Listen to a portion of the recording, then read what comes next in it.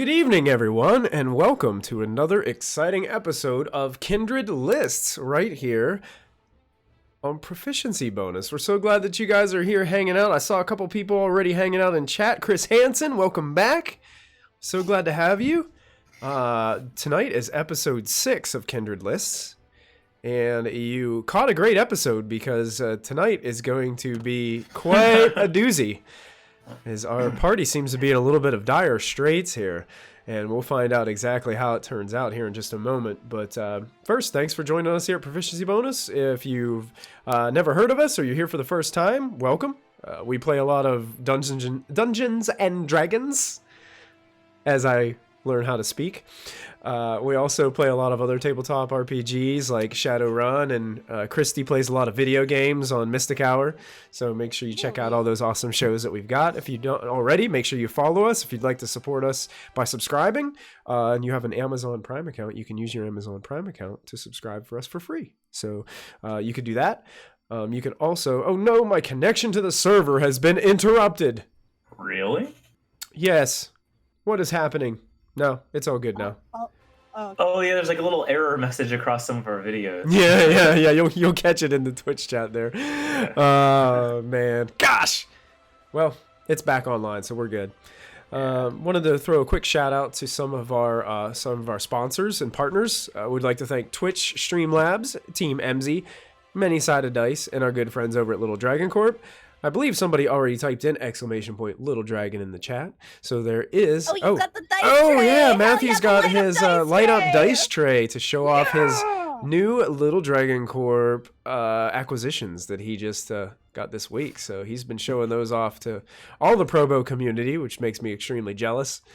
No, those look really cool. They're really nice looking. So he's showing them off. There's some... Yeah, look at that. So pretty. I've been meaning to get me one of those. They are so cool, those light up dice trays. Those look really cool. At first I didn't understand. I wasn't like thinking the same, like that's more of like a display kind of setup. When he first described it to me, I thought it was like one of the, you know how I've got this dice rolling tray.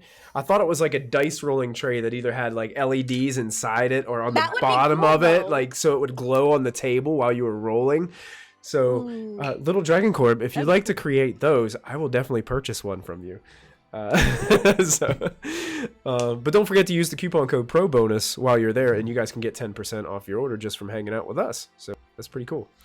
Chris Hansen is subscribed tonight, and his note with his subscription says, "Loving your beard, Molfin." So there you go. Thank you so much, Chris Hansen. We do appreciate it. We're going to go ahead and get started with a short recap.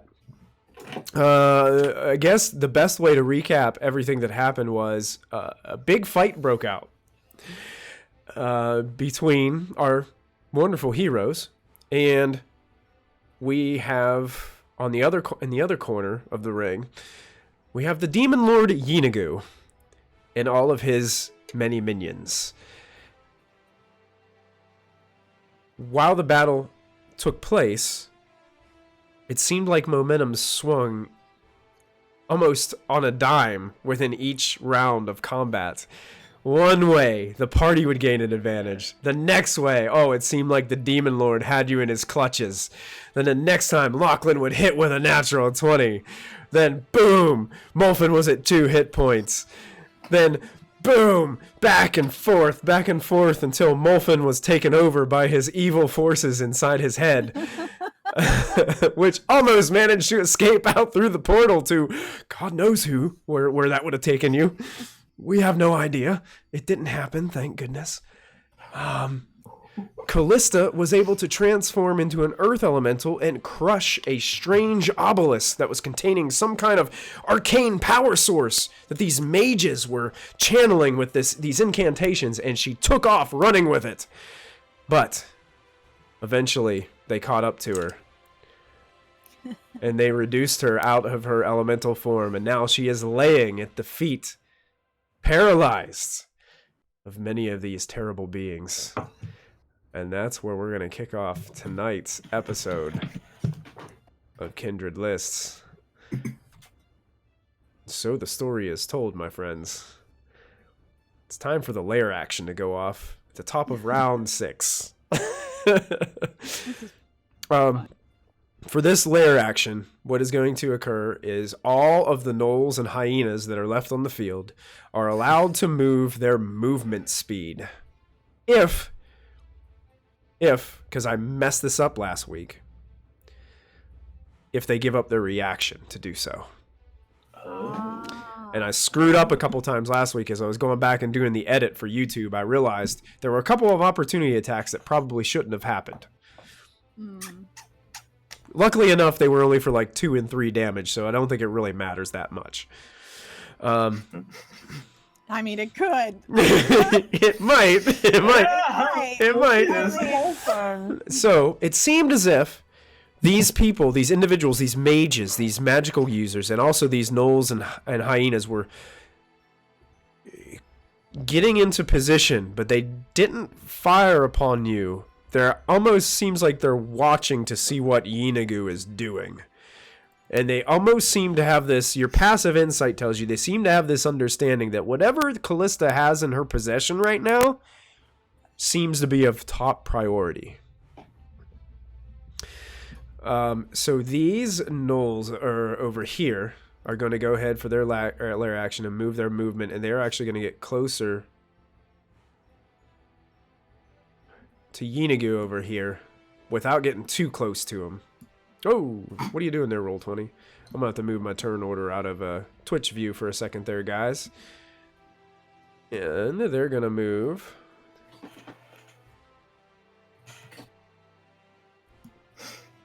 this way.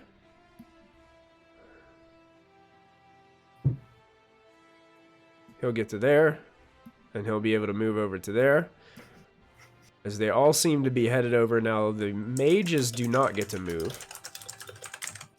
It seems as if all these gnolls on that side are moving. These gnolls choose to stay put. That gnoll is in range of Molfin right now, is going to choose to stay put. Those hyenas are in range over there. They choose to stay put, but these gnolls are going to move this way. And they're just going to move over this way a little bit. And get on the other side of this obelisk, this broken obelisk. I believe. Matthew, there's no more hyenas to the south, right? I'm looking around and checking. I think they've been cleaned out. No, there's only one hyena. There's 3 hyenas on the right-hand side at all, and they're being harried by Riled and the spiders. Oh, that's right. Right. And now it seems like there is a gnoll wall built between most of the party and Kallista. It is Ashlyn's turn. Unfortunately, Sarah could not be with us tonight, but I do think she is with us via Twitch chat. But I think she gave Matthew some instructions. Yeah, she says no very change to the specific plan. instructions. She's given you specific instructions. Let me Okay. pull up my message here. Okay. So, let me check one thing on her sheet, because the range she said does not agree with what I know of the spell. So does her staff give her the ability to cast spells at a lower... I'm looking for a staff on my thing. The Staff of Thunder and Lightning? Yeah. I don't believe so. It only had like 4 special abilities, and they all had to do with thunder damage and lightning damage, I believe. It was like a +2 staff. Check here. Hey, Mr. Elliott! The American is with us tonight. Welcome. Okay. Are you an American yet, Elliot? Get it! He's trying so hard, but this quarantine keeping him away. Oh, wait. I think she means the sword. Does her sword have the ability to cast Moonbeam? The sword does not, no. As a bonus action, you could ignite it into radiant light. Oh, Moonlight. Moonlight, Oh, yeah. yes. Okay, that makes So more you could do sense. bonus action, ignite it into light, and then it does radiant damage instead of slashing damage while it is lit. No. The katana has a spell, yeah. I'm brain dead. I misread what she sent me. Oh, okay. That's a bonus action to do it. A bonus action to ignite it. And then an action to actually set it off, if that's what she's trying to do. Because so that's what she's trying. Yeah, literally what I have. I'm just going to read it out. So Read it out. go within 15 feet of Yeenoghu, cast the moonlight spell from my staff. It's on my sheet. And then take off closer to Lachlan. Okay. So she has a... Sarah in chat, do it! Do it! Yeah, so she has 65 feet of movement. Do it! So she's going to run a little wide so she avoids taking a shot from the other one. Okay. Yeah, that one giant hyena didn't move, so is going to snip at her. A 9 is going to miss. Okay. Easily misses. Then on her sheet, it says she has the moonlight spell, which I don't see on her sheet. It's not a spell, it's just a special ability. Not a spell, it's a ability. Oh, moonlight strike, there it is. Moonlight strike, that's what it's called. There you go. Okay. Woo! Look at that. Look at that. That was... So, I believe, what's the radius on that? 15 foot, so... 15 feet, so she wanted to get within 15... She only rolled 4d6. Yeah, it'll roll... It does 4d6 to regular creatures and 8d6 to demons. Yeah, so Gotcha. so he can roll 48 extra and we can total them up if... All right, so it looks like you're trying to get in position to hit all those gnolls as well. Yeah, you know, we're gonna 35. Because it is, Why not? We'll is get a little closer and just. Okay, so we'll get that far. Why not see if we can clean house? Sarah, I'm sorry. We got 2 1s in that second roll there. Yeah. Okay, so you're gonna get all those gnolls that are on there too, I believe. Total of 26. And yeah, those ones are out of range, but these guys right here are good. Total of 26 damage. Let's see if they make their save, because it's Constitution. So we'll start with the gnolls to get them out of the way and see how they do. You said 26 total? 26 total, Yeah, so it does matter. Let's see. That's a fail. That one dies. That's a success. He's holding on to life. And that's a save too. So kills one of the gnolls. And let's see how Yeenoghu does.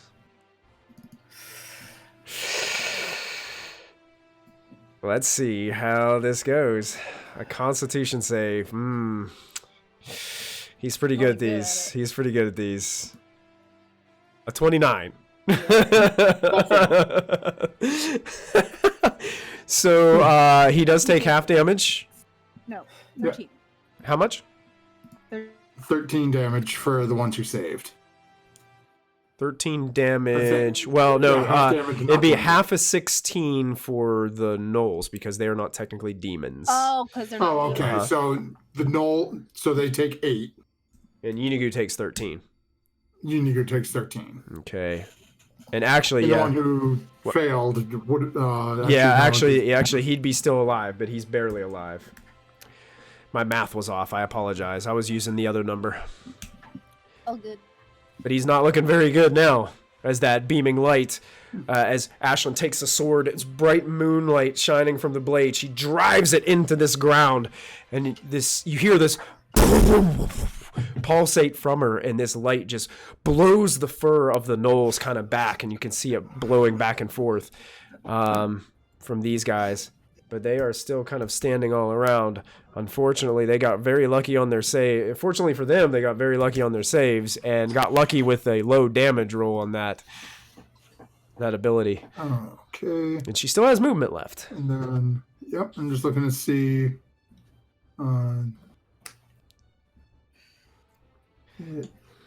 That was a good move, though. I can only run a little bit left, sir. I'm trying to see if you got anything else to let you run further. Which way would she go? Would she go towards Kallista? She's going towards Lachlan. Going towards Lachlan. Gotcha. So she's only got about 10 or 15 feet left, so that puts her at best there. All right. Yeenoghu kind of turns around after feeling some of that blow, some of this tattered flesh off of his hide. You will not stand in my way. Then it's Ashlyn's turn. Yep. All right. It's Yeenoghu's turn. He gets all of his legendary actions back. On the start of his turn, he is going to move right up to Kallista. Stand in this sludge that you notice is not bubbling quite as much as it was whenever you guys first approached. And this landmass is now resting in the liquid, and the other land masses are slowly just drifting down into the sludge. He stands above Kallista and begins to cast a spell. And he takes his hand and he just waves it over Kallista like this. Oh no. And he's going to cast Dispel Magic on her Knoll form, revealing her true self to everyone else to see. But, if I'm correct, Seeming is a 5th level spell. Yep. And his Dispel Magic is an innate ability, which means it's standard 3rd level, which means he has to roll. And I think that is a d20 plus his spellcasting modifier. Yeah. Let's see what his spellcasting is. What does he use? Okay, so it's going to be a d20 plus 9 Oh my god. to succeed. And I believe he has to beat a 15. I'm just checking. Yes. He rolled a 16 on the die.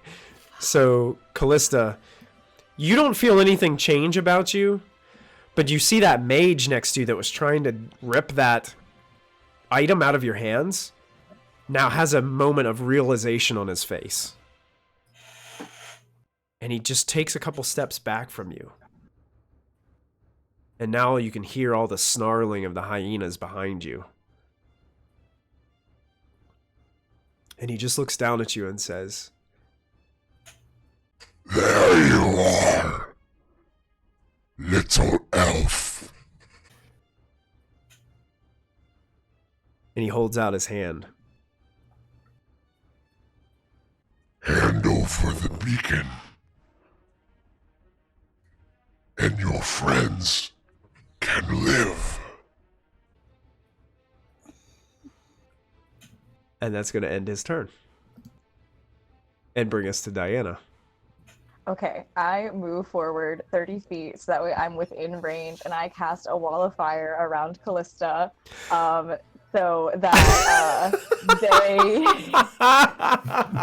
Yes. I make it, they say that I can make it like within 1 feet wide, so as tight as I can make it around Kallista, so that way like they cannot like interact with her anymore without catching fire damage. Mhm. I always roll the damage when I mean to put the spell info in. No, it's okay. It's okay. I'm starting to get the hang of Wall of Fire now. I'm starting to get it. Yeah, because I can never freaking put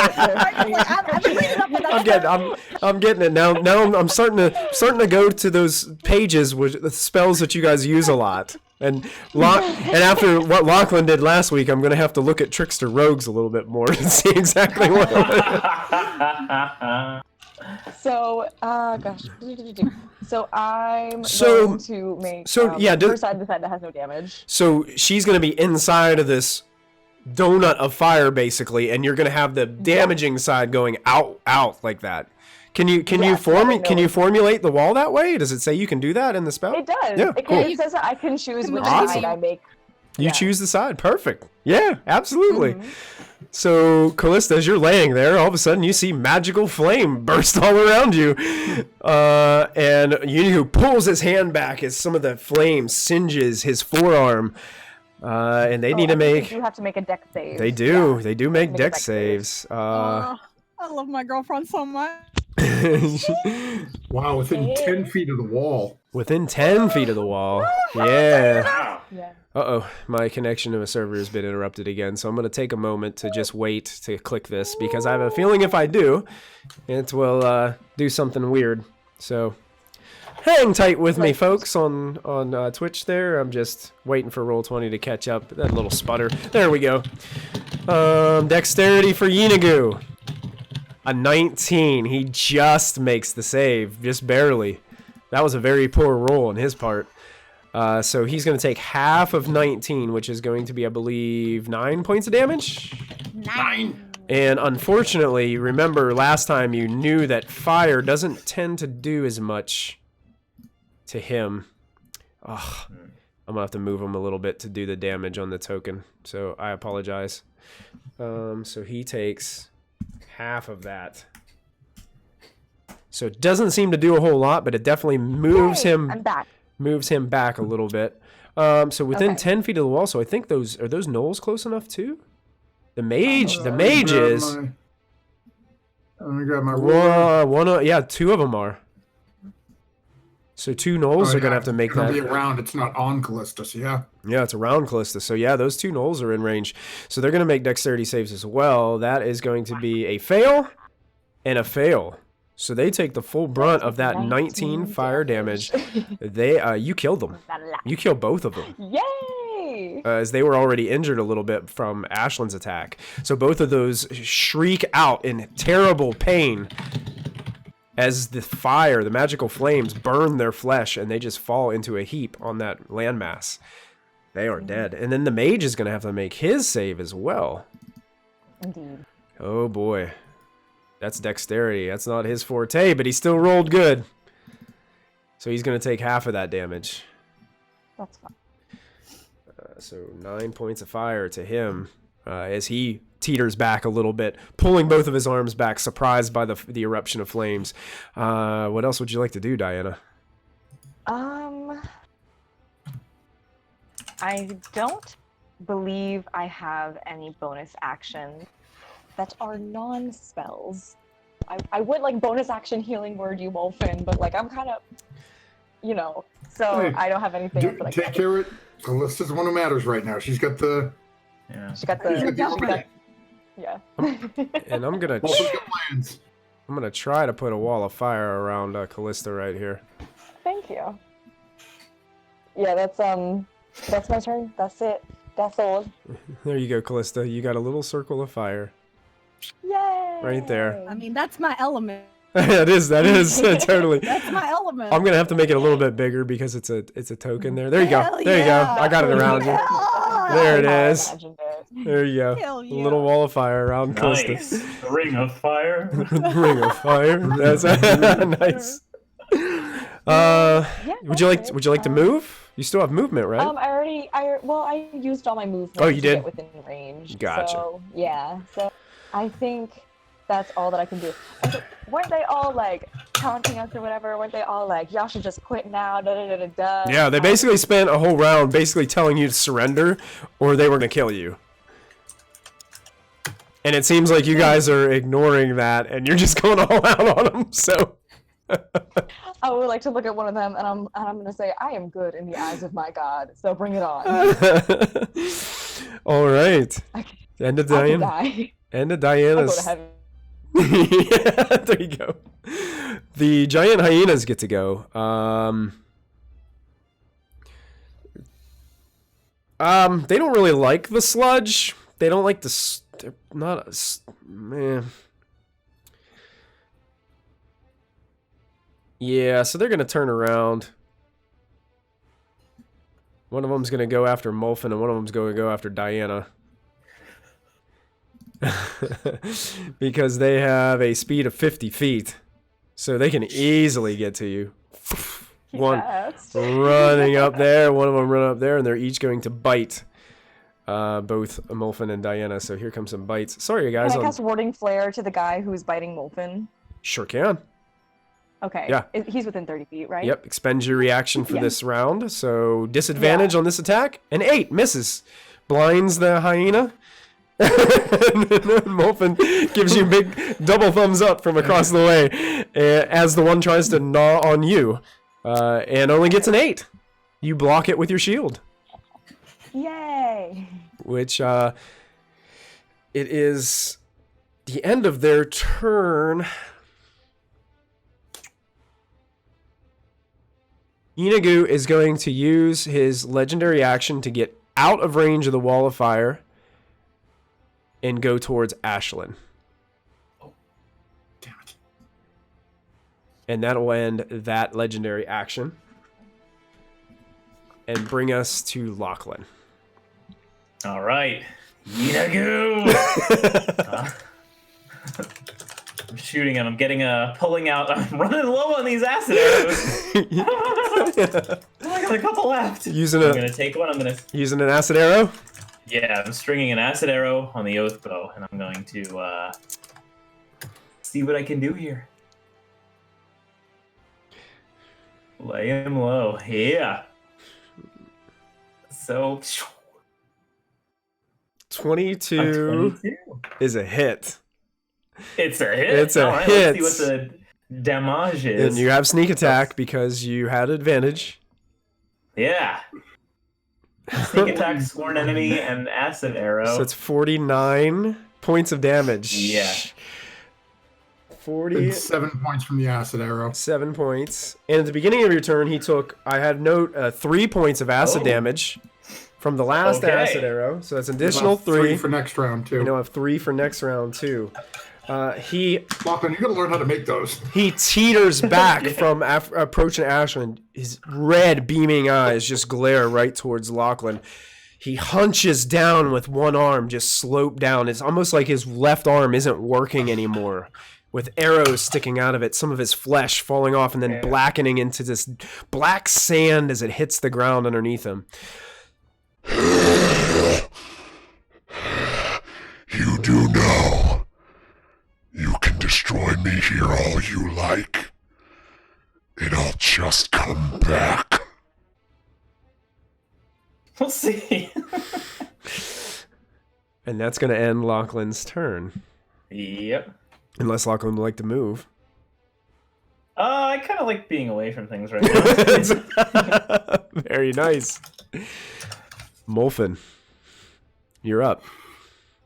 Okay, so first, hey, I'll take that. Every little bit helps. Add that back. Okay, Molfin is going to look over, and he's looking pretty rough. Are there any dead gnolls in like this area here? I know there were a bunch of hyenas. There's a bunch of hyenas. that's like I think I'm specifically looking humanoid. I don't think you killed any gnolls. There's that one that's like tormenting you over there that you guys have just been ignoring the entire battle. Just means I can go to my own stock. Okay. Would have been more flavorful the other way, but gotta work with what you got. So Molfin is going to look over and seeing how this thing is looking, and now it leaning over Ashlyn. Molfin is going to bonus action Misty Step. Because God bless that spell to get hell. Aren't you glad you ran into that wizard? Hey, you know. And slaughtered him and took his spell book. And then as Molfin hits the ground, pulls out of his robe a vial and spins in a circle, spilling blood around him. And points over to Yeenoghu and just somewhat softly, I believe a friend would like to come say hello. It's been thousands of years since you've probably seen him. And I am going to summon Greater Devil. Yes! Demons vs. Devil! And summon a Barbed Devil, which I can do within 60 feet of me. Why am I grabbing a hyena from there? I'm trying to grab... All of a sudden, this strange demon-like hyena appears. 4, 5, 6. And I'm going to summon it right behind him. Okay.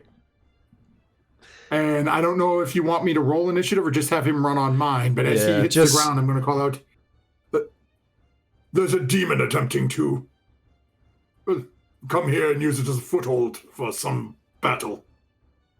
Just loose the devil. Some battle. Demon. That's all.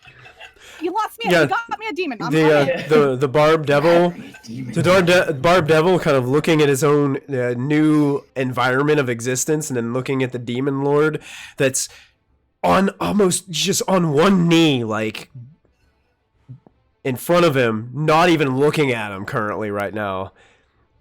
The barb devil rubs his hands together like this. It's time for me to get a promotion.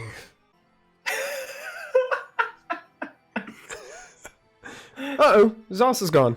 Oh, there she comes. She's coming back. All right, yeah, make it. He's gonna go on your turn because I'm not gonna add any other initiatives to this already massive initiative turn order. So I'm just gonna have him go. Okay. And I think that's how I wrote. So he's technically flanking with Ashlyn, so he does have advantage, right? He does.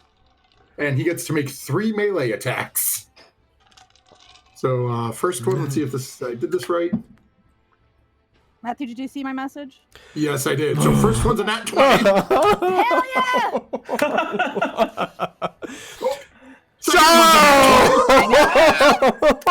What? A nat 20 and a 1. Oh, look at that. Third one. Oh, I thought he was going to go 3 for 3. Yeah, that would have been. Okay, so the third one trick. is a 16. I don't think that's going to hit. A 16 will not hit. So the first two, definitely. So the as first he two is... drives his barbed claws into the back of Yeenoghu. Okay, so that's... Well, you know what the hell that will... okay, so 3 man attacks, 1 tail, and 2 claw attacks. So we got 1 tail attack, which is going to be 4d6 plus 3 plus claw attack. Oh, mathing for critical mathing for crits. I need 26 points of piercing damage. 26 points of piercing damage. Are his attacks considered magical? It doesn't say. I don't know. I would assume so. It's a CR5 devil. I think if they are magical, it will tell you in the in like the. Yeah, I'm gonna say probably not. Okay, so let's see. Up. Here's what I got. Yep, he has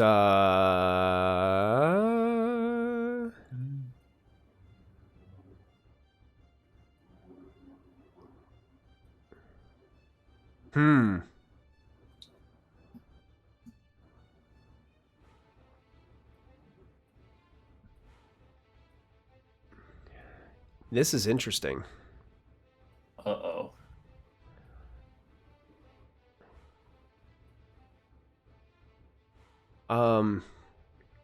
He jumps on the back of Yeenoghu and starts clawing and ripping away. It doesn't seem to hurt Yeenoghu at all.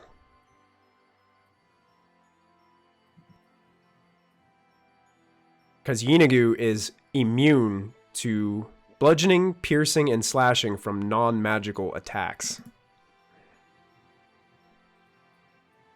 Huh. Well, shit. And the Barb Devil's like, What? This was supposed to be my time. You're supposed to die! it just starts like ripping at him.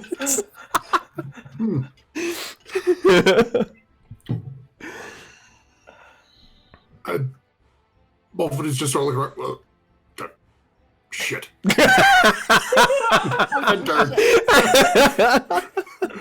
Would you? You're still cool, Grant. Would you like to use movement? I think you still have movement left. Oh, that's right. I do still have a little movement left. Because you misty stepped over there, I believe. Yeah. Huh. Yeah, so Molfin is going to hunker around and sort of spin around this spellcaster. Mm-hmm. put them sort of. Maybe not that far out. Yeah, right there. Yeah. The hearing in the back of his mind curses from Kallista will stop in front of him. I'm not paralyzed anymore. I think you guys had telepathic bond coming into this, right? So you guys can still, I believe, communicate telepathically, right? Oh yeah, it hasn't been an hour, has it? Yeah, I guess. I Yeah. totally So forgot about that. yeah, I mean everything that Kallista's saying, you guys can hear loud and clear.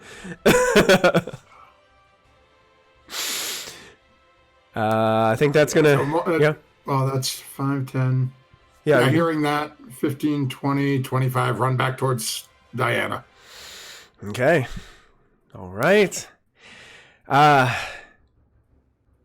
the end of the turn, the Yeenoghu is going to turn around and make a swat away attack against the Barb Devil.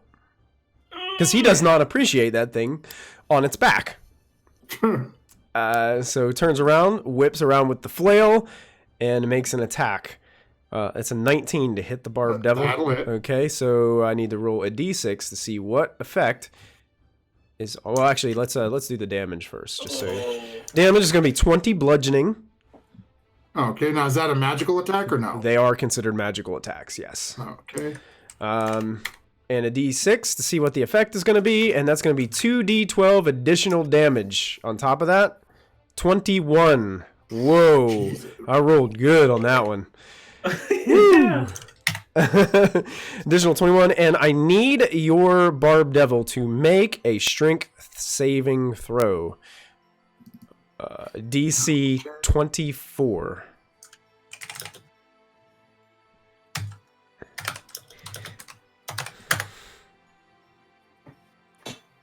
Nope. So the Barb Devil, but it's pretty close. So the Barb Devil will not be prone, but flies back 15 feet. So 5, 10, 15, right, lands, kind of screeches to a halt right there on the edge of that platform. And that ends that, and ends Molfin's turn, bringing us to this Mystic. So he used the second legendary action to do that. The Mystic is going to move over some more. Actually, let's see what he's got. Spell-wise, I think he has a few spells that he can use in this situation. Use that spell already.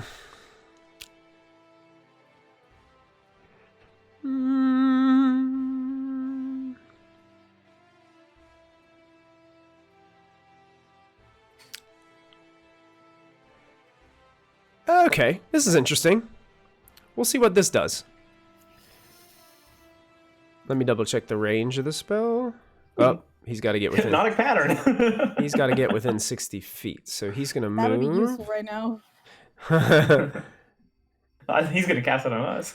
Closest he can get is the edge of that platform right there, and I need to see if it's within 60 feet of. Is it within 60 feet of Kallista?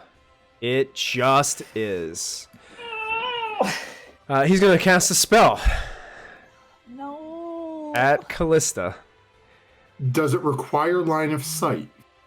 Good question. Let me Because see. the wall of fire is opaque. It's He cannot surrounded. see He her. cannot see her. Yes, true. Let's find out.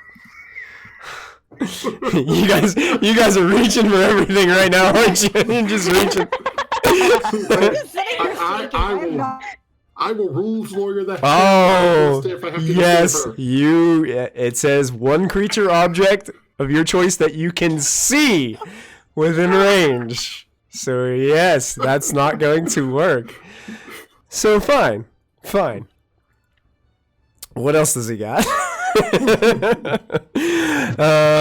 He's still a little far away. He would like to be closer. I think that one requires sight as well. Boy, that wall of fire is one creature that you can see within range. Can't cast that either. Best idea Diana ever had. Yeah, he's ticked off about this. He's really mad, but he's gonna move because he wants to be closer.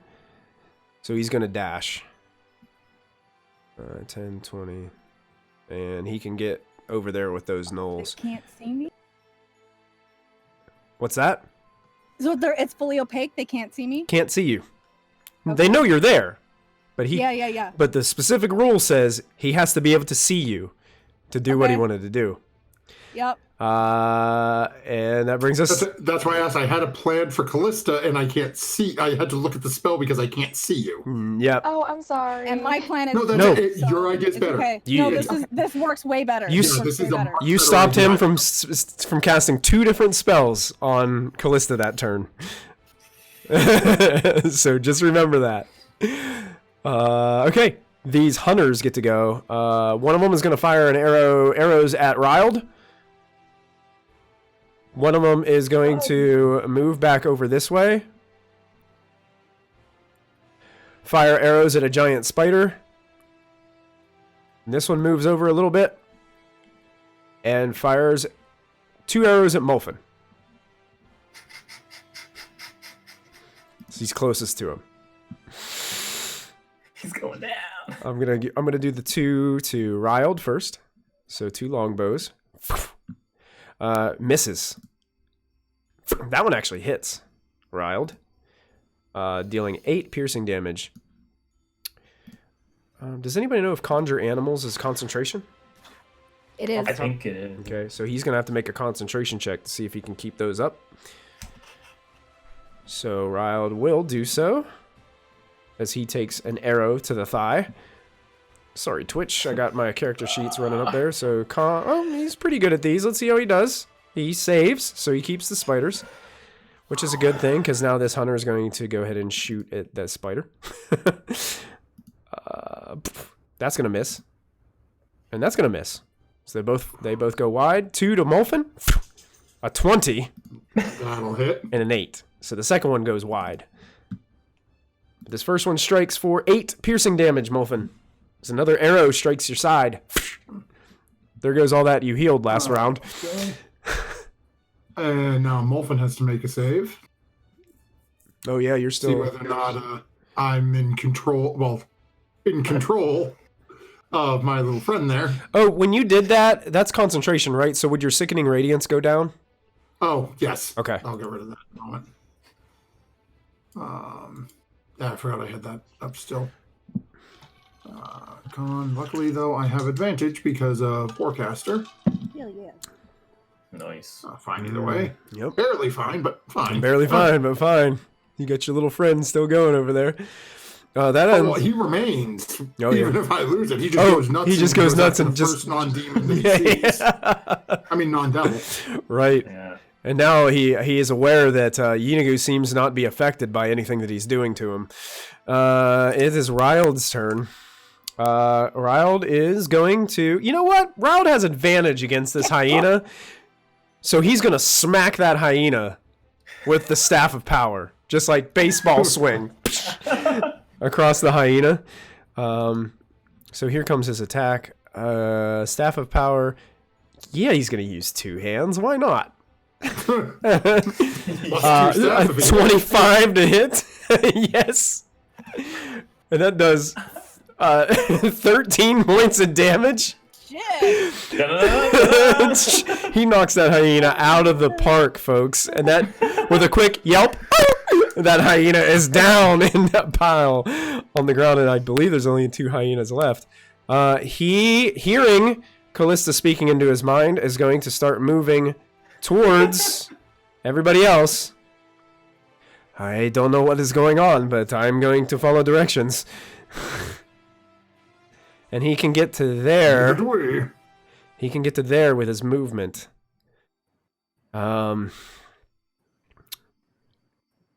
He does have a bonus action spell.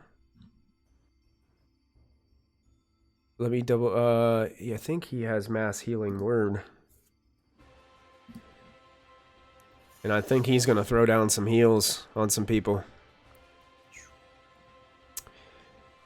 Whoa, no, wait a second. Let me see this, for instance. 60 feet. He has Mass Cure Wounds. Oh. It says a point of your choice within range. Choose up to 6 creatures within 30 feet, a 30-foot sphere. Okay. How many can he get? Depends on who he's aiming for. Yeah. Let's try to go for Molfin. Diana, how's Diana looking when Ryle looks over there?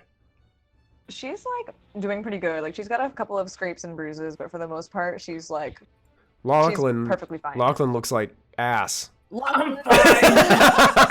Lachlan and Molfin both look like we got hit by, demon princes from the abyss. And Ash, my eyeballs hanging out. Unfortunately, I think Ashlyn's way too far away, though. Yeah. Yeah, she's over 100 feet away from Okay, he's going to go ahead and cast it right in the middle of Molfin, Diana, and Lachlan. Wait, no, that's not a bonus action spell, though. I thought it was a different spell. I think this is one action. It is. Yes. I thought he had. He doesn't. He's your NPC. You can do what you want. I can, but he doesn't. So he's gonna hold fast because Twitch chat can see my character sheets. All right, this spider is going to move over here to get into flanking position with this hyena. Actually, move over here. We're gonna flank that hyena. And the spiders are going to go ahead and chomp chomp a little bit of hyena right here. And if I remember right, this... all my worst nightmares. This wasn't casting correctly last time. Yeah, why is that not working? It says it's in here correctly. To hit 5. One creature. Bada, bada, bada, bada, bada. Yeah. I'm going to try it one more time. If it doesn't work... No attribute was found. Strange. That is. It's calling for it's calling to add a modifier from an attribute that it can't find for some reason. Weird. Okay, I'll have to deal with that later. I'm going to deal with that off stream. All right, so D20 plus 5, and with advantage. So here's D20 plus 5. That's going to be a 10. That will not hit a hyena, but with advantage, that will hit. So I'm going to take the first damage, which was 6 damage, which is enough to kill that first hyena. This time, the second one is going to bite. Will not have advantage on the second one, but is going to bite that hyena anyway. So we're going to do a D20 plus 5. See if he can bite that hyena, and that will hit. And I'll use that second damage I rolled because I already rolled that. That's going to be 8 points of damage, which kills that hyena. So the spiders have cleaned house with the hyenas over here. This spider gets to move. 10, 15, 20, 25, 30. I think they have a 30 movement speed. Let me double check. Giant spider. Actually, yep, 30 feet. This one used a little bit of movement to get over there. So 5, 10, 15, 25, 30. Can get to there. Okay. That ends Ryld's turn. At the end of Ryld's turn, Yeenoghu is going to use his last legendary action to do a swat away attack against Ashlyn. So he is going to make his flail attack against Ashlyn, who is standing right in front of him. Flail. A 28, I believe, is going to hit. She did something, so I know her AC is bumped up. I don't think it ever gets to be a 28. I don't think it ever gets to 28. It's 20. So, I think the highest it's ever gotten was like 23 or 24, maybe. I know she's a base 23 according to her armor class. So I know she has something when she does something that jumps up like, I think it's 2 or 3 points. Yeah. But. Yeah. Hey! Chris Hansen has gifted a tier 3 sub to Zoss. No. Thank you, Chris Hansen. We do appreciate that. Thank you for the sub. All right. So it's going to hit her. Damage for the first part of the flail is 11 bludgeoning. That isn't too bad. Let's roll the d6 to see what the flail's effect is. I need a... Is that Constitution or Wisdom? Let me double check. I need a Wisdom save from Ashlyn. Okay. And she has advantage on this because of her cape that she's wearing. 19 makes the save. She feels like her head beginning to get a little bit confused, but she's able to shake it off from the impact. I also need a strength saving throw from Ashlyn. Okay, strength. She's actually good at those. 21. 21 still isn't enough. It's a 24. But she isn't prone, but gets thrown back here in the midst of all these gnolls. And that ends Rild's turn. Kallista, you are surrounded by magical flames of a very they do look like fire, but they look more yellow in their nature, and you can feel that warmth of Ilmater all around you, kind of protecting you, kind of hugging you and nestling you. So my plans have changed, and especially hearing him say that even if you kill me, I'm still gonna come back. I want to piss him off more for reasons. So because of something that happened last session, there's a reason for this. So I'm going to reach out because I don't need to see it, and it's 120 feet, and I'm going to dispel magic on the portal. Oh, okay. Okay. And I'm using my nat 20.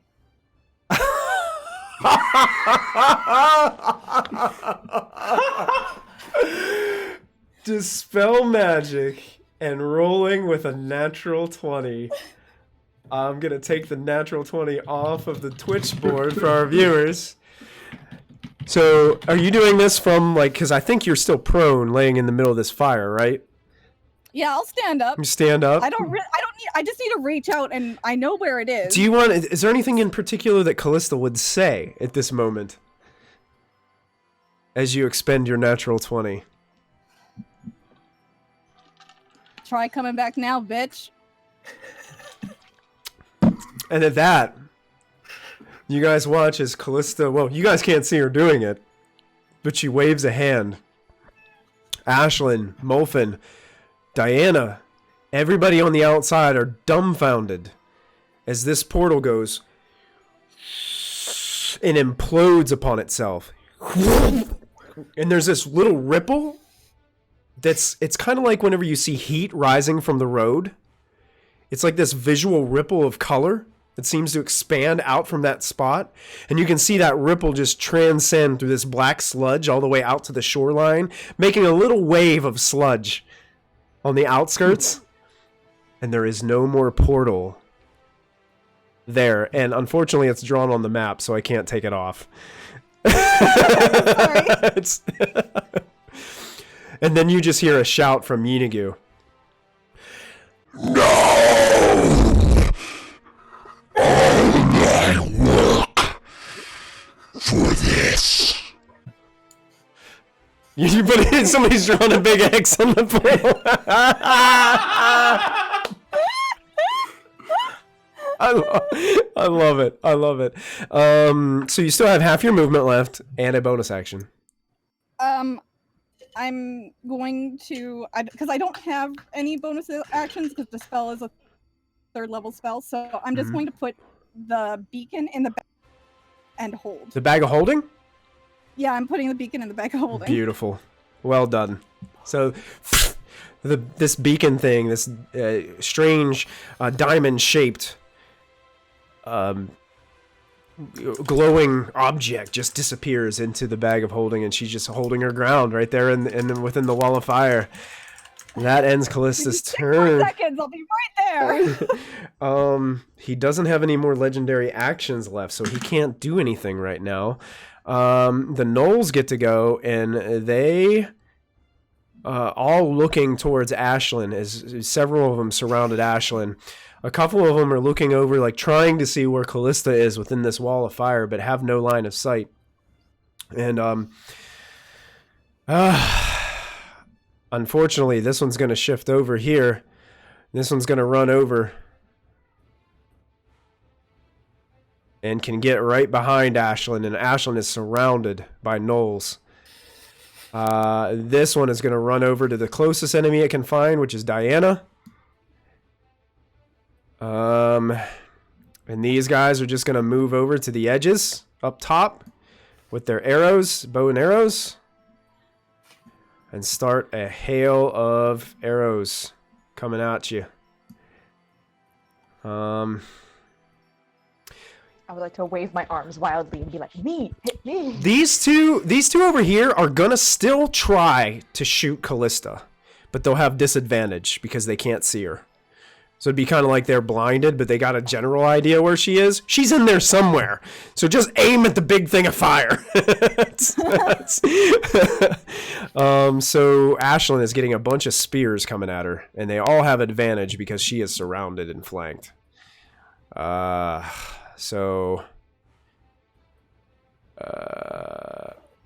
Spear attack number 1.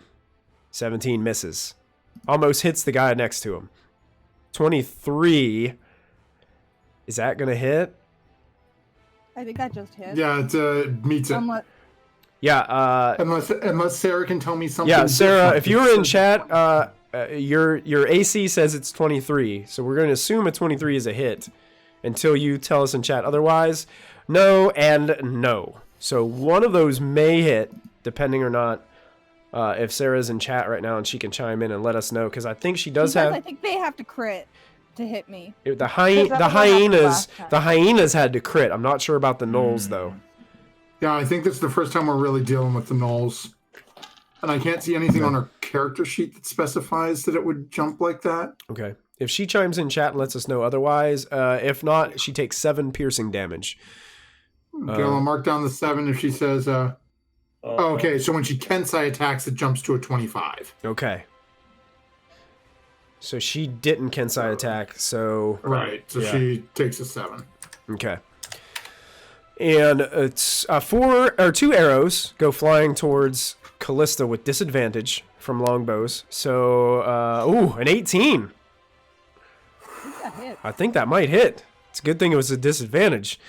And that second one's only a 14, so I don't think that second one. So you're going to take 3 points of piercing damage from an arrow that just barely hits you through the fire. Ew. Here comes 1 arrow to Diana from a gnoll. Yeah, that's right. Hit me. Coming at you. A 19. 19 that hits. You take 2 piercing. Oh no. Molfin, you're getting 2 longbows. An 8 is going to miss. Does a 16 hit you? Molfin's going to react and throw up his shield. Throw up his shield in his reaction. Got it. Deflects off the magic barrier. No, he's not. He's going to take that one? I'm going to take the shot. Take the shot. Okay, you take 9 piercing. Oh my gosh. They rolled 2 on the last one. They rolled 9 on this one. I rolled an 8 on a D8. That one surprised you. A little bit. No, I can take it. Ooh, why'd you have to go for the kidney? He's still up, barely. He's still up. I don't like the color. All right, I think that ends all the gnolls' turn. Because the other 2 were dead. Yeenoghu can't do anything. The hyenas, I believe, are all dead. Am I correct? Yeah. Yep. You just polish the end of them off. Okay, Molfin, will you do me a favor, or Matthew, will you take off your yellow circle for that spell over there? Yeah, and will you go ahead and start cleaning up Ryald's mess for me? Do you want them stacked or just deleted? Just delete them off the map, because I can take them off the turn order now. Okay. There you go. The mage's I'm going turn. to get rid of all the ones on top, too. Okay, so the mages are going to go. This one that's standing in front of Ryald is going to attack Ryald. And he is going to... Fireball. Oh boy. Oh boy. No, he's going to shift over a little bit. He's going to shift over to here. And he's going to get all 3 of those guys in a cone of cold. Oh, crap. As he expends his only 5th level spell slot to burst with cold energy towards Ryald and those 2 giant spiders. So they have to make Constitution saving throws. I'll do the giant spiders first. Constitution saves. Thank you for saying that. I got to roll one too from wild. That's not going to pass. And that's not going to pass. So both spiders take 24 points of cold damage. Surprisingly enough, they are still alive. It's a little frosty. They are very frosty and barely moving, but they're there. And but they might be bamfed out of existence if Riled takes too much damage here. So Riled is going to make his Constitution save. He's pretty good at these. He's not bad, but every time I say that, I jinx it. So I'm going to take that back. Let me take those words back, Twitch chat. Knock on wood. Knock on wood. Here we go. Constitution save. He makes the save. So he's going to take half of that cold damage. So that's 12 points of cold damage. And he's looking like he's taken a little bit of damage now, and he does have to make additional Constitution save to hold this spell. So he's going to make a second one. I think half damage of... So half or 10. Half or 10. So he's going to have to make a 10. He does. He holds on to the spiders. What is going on? What are you doing to me? All of a sudden he's changing accents. And these two mages over here. Let's see what they've got left in the tank. Really, connection interrupted? Yeah, my connection interrupted too. Yeah. I literally just got that as well, but mine snapped back. Yep, they all... Yeah, mine snapped back quick. It happened to me a moment ago, and I didn't see Wild saving throw. I was like, oh, I'm frozen. Wonderful. Oh, there it is. Hey, it just came through. Oh, it just came through? Oh, yeah. Oh, yeah. Oh, yeah. It was probably because mine was having a hard time kind of buffing here. Okay. Oh boy. Oh boy.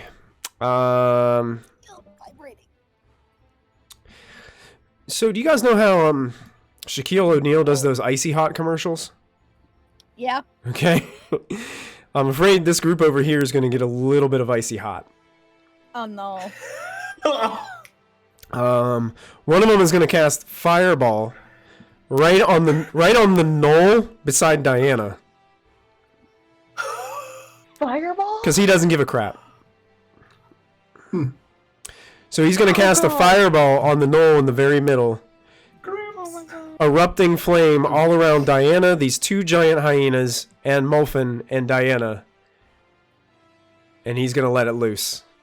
Because this is the one that he was going to do last round, but you guys decided you weren't going to surrender. So he's going to let loose. And Molfin's going to counterspell it. I can't look at that sheet. I haven't been updating that when I gotta come over here. I think Fireball is a 3rd level spell, right? Yep. So it just automatically works. It just gets rid of it. So this red hot energy forms in his hand. He gets ready to throw it, and when he throws it, what? Nothing comes out. There's no ball of fire in his hands. What is wrong? Get them! And he backs up just a little bit, and the other one is going to cast, because I said icy hot. Oh no. He's going to lay down at level 4. Disintegrate. No. An ice storm. What? Shit. So he can cast anywhere within 300 feet, and it's a 20-foot radius, 40-foot high cylinder. And he's going to target that same knoll. So everybody in that little cylinder there, 20-foot cylinder. So both giant hyenas, the knoll, Diana, and Molfin. You guys need to make a dexterity saving throw as sleet and hail begin to just torrent down onto your heads and shoulders. I am burning my DM's inspiration on this saving throw. Okay, Diana, you have DM's inspiration. I know, I'm not worried about me, I'm worried about Molfin. Okay, I made a 3. Oh, Diana, you're going to take, that is 30 points. Okay. 30 points of damage. That's totally fine. This knoll, I'm not even going to make a saving throw for because he doesn't have enough hit points to survive, so he is dead. Oh! That's 15 points of damage with the saving throw. Still You alive. devil, you. but he's still up. Molfin is now matching Yeenoghu. One knee down, one hand bent over, blood pouring out of the mouth. Oh gosh, guys. Oh man, that was clutch. Oh my goodness. Oh my goodness. That was nerve-wracking right there. Okay, so these giant hyenas have to make a save because they have enough hit points that it will matter. Dexterity saving throw for the first one. It's going to fail. Second one is going to fail. So they take all 30 points of damage, meaning they are, this one at the bottom half is pummeled to death by thick mounds of softball-sized hail as it beats down on them. 30 points of damage is also enough to kill the other one. And both giant hyenas fall to the dirt. How long does Ice Storm last? Can he hold on to that? Is it concentration? It lasts a minute. Concentration. Oh no, it doesn't say it's concentration on mine. One action. You're thinking Sleet Storm. Instantaneous. Yeah, we're thinking Sleet Storm. Ice Storm just happens instantaneously and then goes away. But each creature in the cylinder, hailstones of storm effect. Oh, until the end of his next turn, that cylinder is difficult terrain, so it takes up twice as much movement to get out of all those piles of sleet and hail on the ground. In that 20-foot cylinder. All right. He's going to move. He's going to shift a little bit and get over to here. Get a little bit farther away because mages don't like to be up close. That ends the mage's turn, bringing us to the top of the 7th round. Lair action. Lachlan. Yeenoghu points towards you, does a familiar finger up towards the air, and a metal pike comes up from between your legs. I need you to roll a dexterity saving throw, or be shish kebabbed by Yeenoghu. Gotcha. So I will do the dex saving throw here. Mm-hmm. You're good at this. Oh no! It's only a 17. Do you don't have anything special to throw at this? Do you have any more? Evasion? Do you have any more luck? Oh, I burned through all my luck alone. I ran out of luck. Okay. All right. So on a failed save, you have evasion, and it's a dex save. What does evasion is? Does it specifically say area of effect? Yes, I'm pretty sure. Let me double check this because I think this is. And I think I have evasion too. It's anything with a dex save that you can see, I think. Double check that because I can't remember. Yeah, when it's subjected to an attack that allows dex saving throw to take only half damage, you instead take no damage if succeeded and only half if you fail. Yep. So you're going to take half of this damage, which is I don't have anything to click on, so I have to do it manually. Probably substantial, I imagine. This is 743,000 damage. Roll /6d8s. Half of 32 points of damage as this pike scratches your back, and you are not impaled on it. I'm not impaled. You're not impaled. Nice. Because you have evasion, there's pretty much no way he can impale you. Gotcha. Woo! I'm looking rough. And that brings us to Ashlyn, who is surrounded by these gnolls and not looking very good. So, Ashlyn is trying to get back over to the group, but is surrounded. And why the hell not go out with a bang as she's taken off from here? Yeah, so you said she has an ability on this thing that she can smack it and do like an area effect. Is that action to do? She already did it. Oh, that was the moonlight thing? That was it. Yep. She cannot use it again until I believe a short or long rest. Short rest. Mm-hmm. And does she have extra attack? Yeah, she has extra attack. She can attack twice, and then if she uses her Kensai, she gets a 25 AC. Right. So technically, a Kensai weapon can't be a. I don't think it can be the sword because it can't be a magic weapon. the adding basically. Right, but if she uses a Kensai attack, so if she uses like a key point to do flurry of blows with her fists, that would count as a Kensai attack. I don't think that's counted as a Kensai attack because Kensai monks are the reason they're Kensai is because they use weapons. Like that's their statement is like they become one with their weapons. Their key is them becoming one. And it makes their Kensai weapons magical, but you can't use a magical weapon as a Kensai. Magical weapon. Yeah, it doesn't go both ways like that. I see. Okay, so we're just gonna have her hack with the Legacy Blade, take her 2 attacks, and then she'll do something different. Okay, against the Gnolls, So, which anyone in particular? She's starting with the one basically in her path to get out of there. Okay, gotcha. So the one away from Yeenoghu is the one she's attacking first. Right. Gotcha. So that is Yes. a 23. 23 definitely hits. Yes. And Oh, that is gosh. 10 points of slashing. 10 points of slashing. It is still up, but it is not looking very good. Okay, second attack. 22. 22 will hit as well. And kills Same as she would have got with the crit. and slices that Gnoll into 2 pieces. Okay. 2 quick And slices of then- the sword. Going to use a key point to take patient defense. Okay. So they get disadvantage on their attacks. True. And then movement to run the heck over next to Diana. Okay. Yay. Yeah, they are going to make swipes, so they will have disadvantage. Actually, 2 of them, technically, when they Two of make, them will be straight will be rolls. straight rolls. So I'll do the straight rolls first. So here comes 2 straight rolls.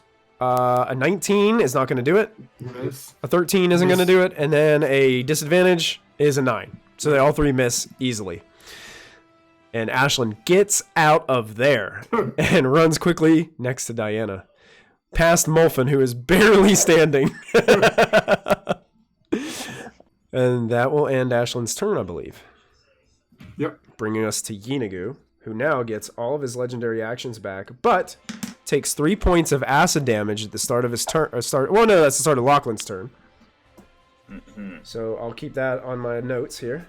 Legendary actions are back.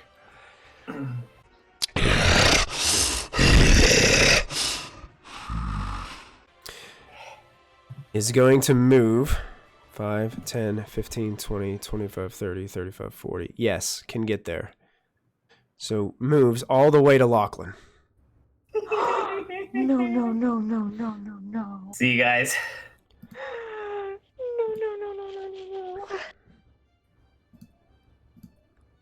no. I'm trying to get it to where I can actually see what's going on up there because my computer's being weird. Now that I put the videos at the top, it keeps on messing things up for me. Let me see what Yeenoghu is going to do to Lachlan, Tell because everyone the story of Lachlan the Legendary. right now he really hates you guys and hates Lachlan. Oh, yeah? I mean, he's done the most damage too. Yes, he hates you. Bring it He on. hates you with a I'll passion. see you on the other side, Yeenoghu. I'll see you on the other side. Okay. He is going to... He's going to unload. Do it. Do it. He's going to unload because that's what he would do in this situation. That's what he would do. That's what he would do. Lachlan. 3 flails to Lachlan. The first one. Can you get a 16? A 20. Yes. 33. Yeah. 26. Yeah. Yeah. All That's gonna 3 hit. are going to hit. So let's see what this Yeah. does. Let's see what it does. I'm nervous. The first flail, 11 bludgeoning. Okay. You're okay. still up. Still standing. Let's see what the effect is of the first flail first. Okay. Additional 2d12 damage. Okay. 19. You're unconscious. I'm unconscious. So the second attack would be made with Drops. advantage, Yeah. which would hit, which is 2 death saves, correct? I failed 2 death saves. Yes. And then the third one would strike to kill you. That's correct. Oathbow clatters to the ground. Lachlan falls. Oathbow clatters. Yeenoghu still in one knee. Serves you right for meddling. And that's going to end Yeenoghu's turn. Diana.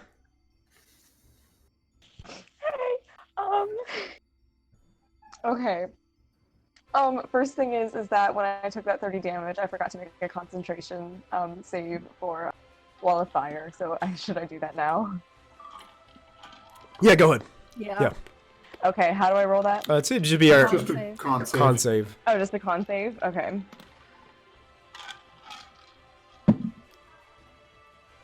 Come on, roll 20.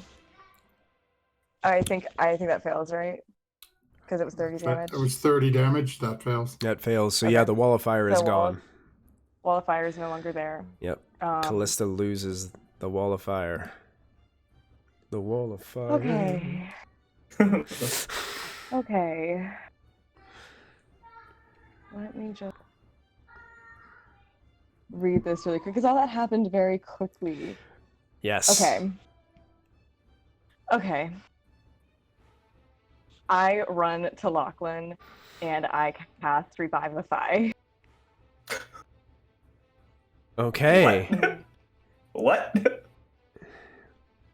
A creature that That has was 25 died within the last minute. Over to Lachlan. You touch a That's within creature. the last minute. It is. It's within the last 6 seconds. You touch that creature that has died within the last minute. The creature returns to life with 1 hit point. Oh,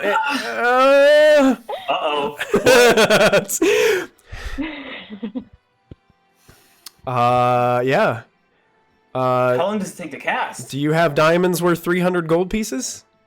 I do. It's- I Yeah, have we did. several. I think Okay. we all have like 3 or 4 we specifically bought them out Yep. of. Go ahead. Is it one action? Is it one action? to cast? One action casting time. Instantaneous duration. So Yeah. it does the trick, Lachlan. You wake up, your eyes, and Yeenoghu is just standing over the top of you and looking at both of you. What kind of... No! Points Flip Yeenoghu off. points right back at you, Diana. Wow. Wow. And I kind of just shout back at Molfin, like, I'm sorry, I know I was supposed to heal you, but I couldn't let him die.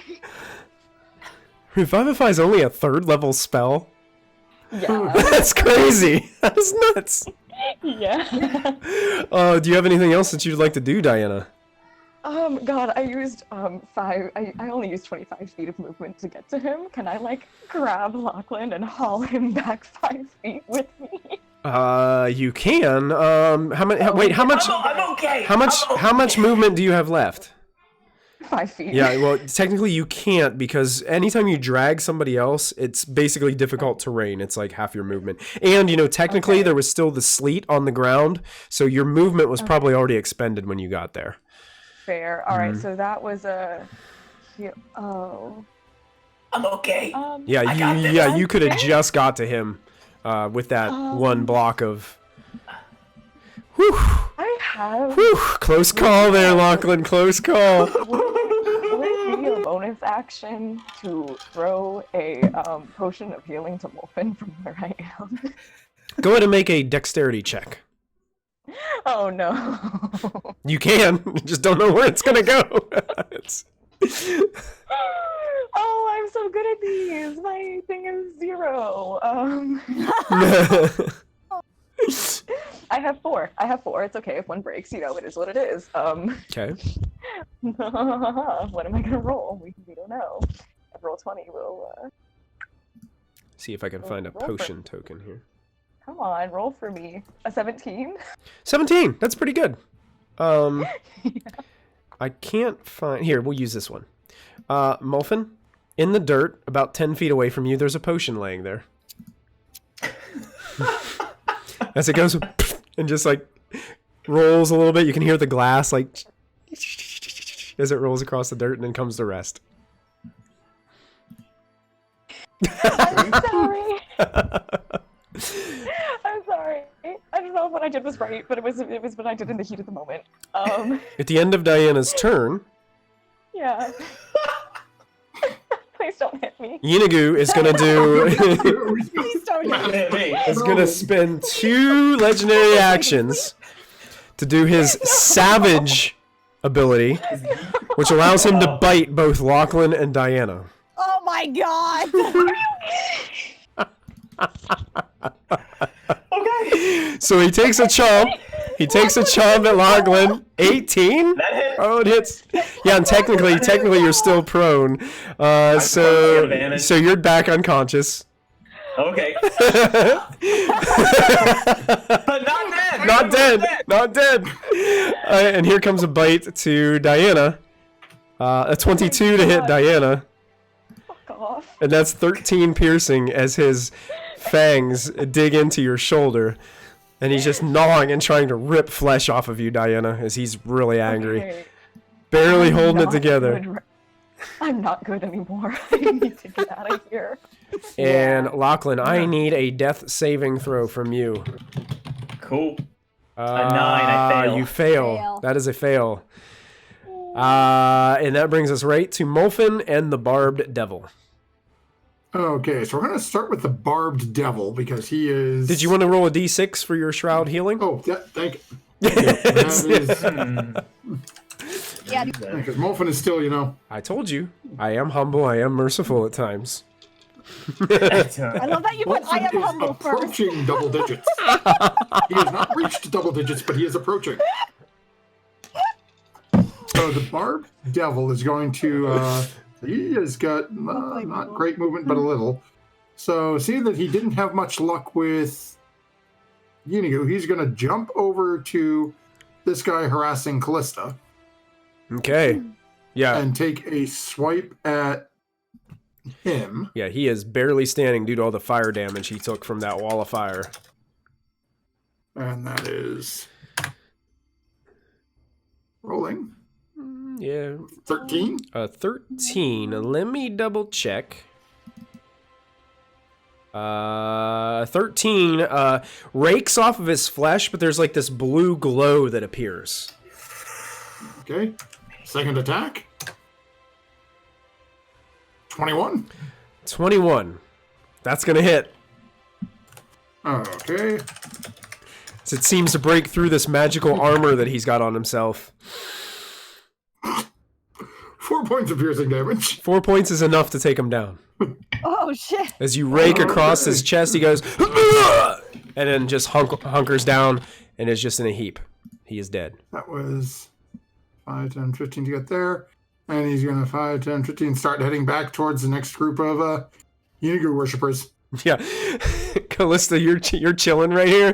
This terrible looking barbed devil just jumps over here and goes, slashes at this guy, puts him down, and then jumps, just looks at you for just a brief moment. There's this I give him a good job. and then he just jumps into the air and back off to the other side. I give him that Molfin. I give him a thanks with a little normal thing. Okay, And so... we're over to Molfin's action. Okay. So Molfin is more than a little pissed right now. So he's going to take a step forward, Okay, let's pick up the healing potion, All right. You have the healing potion.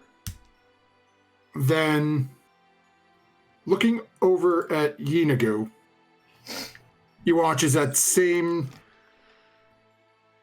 sort of swirling hand motion you've watched Molfin do before, as he takes his hands and starts clenching together and starts wrenching at the very fabric of reality. He's going to summon forth a wraith. Pulling out a wraith. You can put a token on the board there. And Molfin is just going to point up at Yeenoghu. Yes! And then loose him on it and stick him over to start attacking. Okay. He's going to go in your turn, so you can go ahead and roll him over. Okay, so Move him he's over going there. to fly over behind Yeenoghu. And flank. You got it. Why is that so tiny? Okay, hold on. I'm going to Open up my sheet's so tiny there. Come on, where's... Come on, roll 20. Where? There is attacks. And... Life drain. Ooh, I don't think a 17 is going to do it. 17 isn't going to be enough. Actually, it deflects. Well, he just basically ducks under the attack and just dodges it, sensing it coming from behind. And then Molfin's going,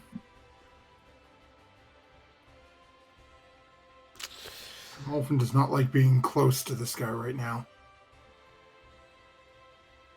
Yes, moved 5, so they're going to go 5, 10, 15, 20, 25, and actually, 25 down this 5, 10, 15, 20. Yeah, 25. I can circle around and get behind Ashlyn. There you go. Molfin just sort of dragging himself over.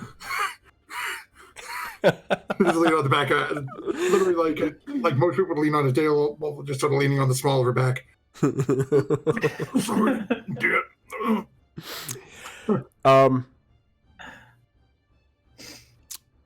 At the end of Molfin's turn, it's gonna impale me. Yeenoghu is going to use its last legendary action to do a swat away attack against the Wraith. Oh, okay. So the flail attack against the Wraith is a 28 to hit. That'll hit. It's going to deal 14 bludgeoning initially. D6 to determine effect. It is going to need to make a Constitution saving throw. But before I do that, I want to ask you a question. Can a Wraith be paralyzed? Nope. Nope. Then don't make the saving throw because it doesn't matter. It would just shrug off the effect anyway. It does, however, need to make a strength save. Okay, so hold on. So these aren't magical, so its resistance doesn't hit that. Yeah, I think it's about to go flying. It's a pretty difficult. It might be impossible for him to make the save. Yeah, he goes flying, and I think it's impossible for wraiths to be prone. Yeah, you can't be prone either. Okay, so he is there now, knocked away from Yeenoghu, but is not prone. Oh gosh! All right, the mystic gets to go. And he can now see a Barb Devil and Kallista. Hopefully the Barb Devil charging at him is more interesting. Yeah, I think that would be... he does have these two gnolls guarding him, but I don't think he's too confident in what they can do against that. Let's see what he's going to do. He's not going to go any closer, because that's not what mages do. Okay. He points at the Barb Devil. And begins to cast a spell. He's gonna take a page from your book. He's gonna drop a 4th level banishment on the Barb Devil. Oh, okay. And he's gonna attempt to banish the Barb Devil. I think that's a charisma saving throw. Charisma save. And that's gonna be a DC of... It's only a DC 15.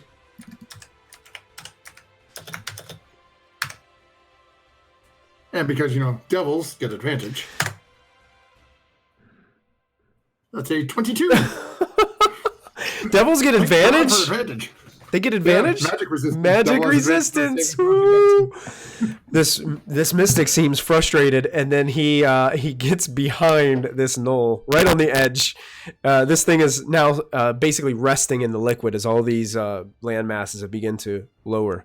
That ends his turn. Brings us to the hunters, who are just going to keep taking pot shots over here because they're on this.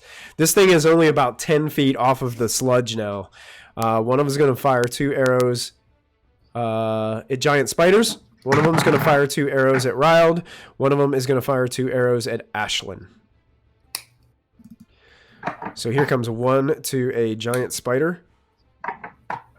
14. Meets it, beats it. And as long as it does 2 points of damage, that spider is gone. And then his second shot, he aims for the other giant spider and misses. So that shot goes wide. Here comes 2 shots at Riled. That is a... well, it didn't roll it yet. Oh, there it goes. Miss! And the second shot is also a miss. So those go wide on Riled. One of them sticks into a tree. The other one fires at Ashlyn. 12. 19. Miss. Both of them miss. Deflecting. She's just dodging. She's like stepping in front of arrows to block them from hitting Molfin. Yeah, she like catches them and like throws them down onto the ground. Yeah. So that ends their turn and brings us to Riled and this last giant spider. They're right over here next to this mage. The spider's gonna go over to the mage and bite him. Actually, no. Here, the spider's gonna shoot a web in the mage. Let's see. Oh, it doesn't have this set right. See, I don't think it's set. Nope. It's gonna shoot its web. It has a +5 to hit. So I'm just gonna roll a d20 +5. That's gonna hit. So this mage is now covered in a cocoon of webbing, and is now restrained by the webbing. So that's his turn, and Riled, seeing that happen, has a little chuckle to himself, and wants to showcase his spellcasting abilities. Oh no. Oh, he can't cast anything concentration if he wants to keep that spider. What does this do? Oh, that's a little overkill for the situation. Is it? Yeah. It's an area effect too, so it's kind of like pointless. What's range on it? 300 feet. So he's got this lovely little island full of 3 gnolls that's within range over here if he's looking for showing off. He does, but he's worried about this mage being over here with you guys, looking No, that's a good point. looking as crappy as you are and what they've been able to do. He's worried. Yeah, that's a good point too. He's got spells, man. Spells! He can do more damage probably with his I think he's gonna let go of the spider because the spider he knows the spider's near death anyway, and I don't think the web will disappear because it won't. It stays. So he's gonna go ahead and expend a 5th level spell slot, and he's gonna throw down an insect plague. What? As locusts begin to surround this mage. And he's making it so it doesn't quite get to the range. I think it's like a 20-foot. It's kind of like that ice storm. So he's going to make it just go right in there. So the spider's going to go bye-bye once he drops. And he's going to insect plague this restrained mage. Constitution save for the mage. And they do not have advantage on these. Oh boy. Does restrained give him disadvantage or anything? Not on a save. No. Yeah. And I believe that is going to succeed. So he's going to take half of that damage. That's not bad, 14. Still 14 points of damage as he is basically in a storm of locusts that are just flying around in this spot. And he can hold them there too, I think. Because it's concentration. And he's also restrained because he's caught in webbing. So I'll put a little web there. And he's got the insect plague all around there. Alright. He's out of legendary action, so he can't do anything at the end of the turn. That brings us to Kallista. Alright. I have to move the turn order again, Twitch. I'm sorry. Or you won't be able to see Kallista.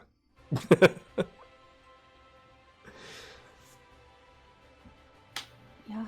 I'm going to move and cast heal on Lachlan. Oh! Oh, she has heal. Instantly receives 70 hit points, Lachlan, as your eyes jet open once again to see that ferocious beast still over top of you, lingering. But you feel much better. Good. Yeah. Feel real good. Anything else that you can do, Kallista? I think that's all I can do right now. I had to change my tactics here. Change. Seeing Lachlan go down. All right. That brings us to the gnolls. These guys are just going to move across. Seeing Kallista kind of moving away, they're going to keep firing at her. Those two. These guys over here notice there's a wraith over here and Kallista's coming, so they're going to focus over here. Two of them are going to fire at the wraith and one of them is going to fire at Kallista. So I'll go ahead and do all those first. So Kallista, you're getting 3 longbow shots. First one is a natural 20. Second one is only a 6. And third one is an 18. Does an 18 hit you? Yep. The 18 first does 5 piercing. So an arrow strikes you. The natural 20 is going to do 8 piercing damage for you.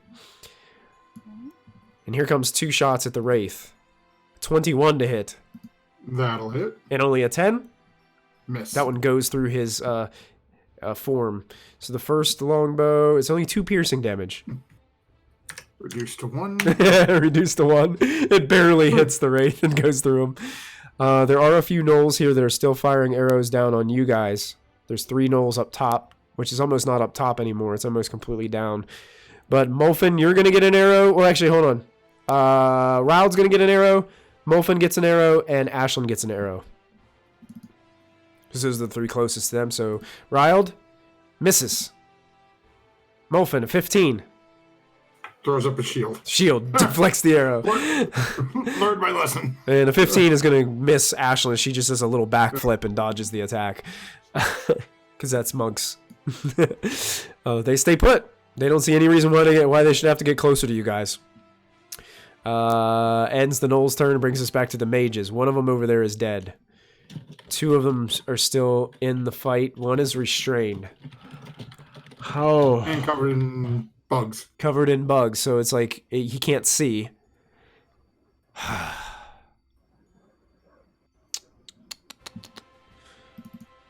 Well, if I was covered in bugs and I couldn't see, I'd want to get the crap out of there. What's he got?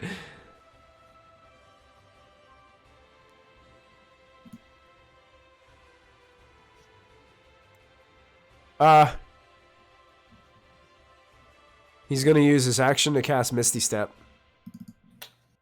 Out of the bugs. Wait, does he have to be able to see? You can see. He can't do it. He's going to try to break the restrained.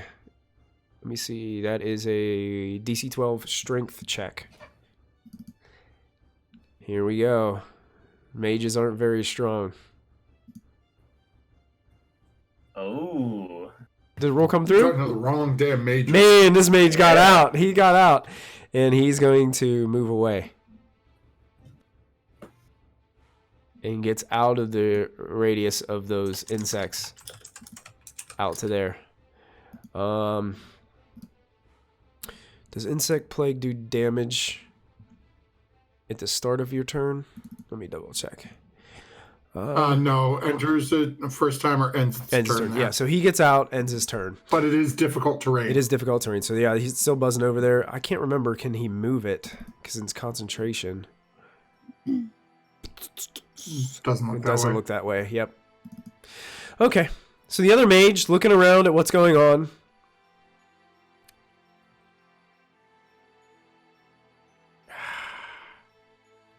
I'm going to roll for it. Let's roll d6. 1 through 3, it's going to be Kallista. The rest, it's going to be Ashlyn and Molfin. Ashlyn and Molfin. He's focused on you. Oh. What has he got?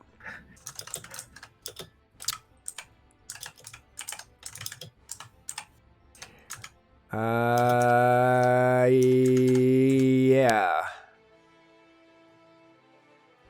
He's going to expend...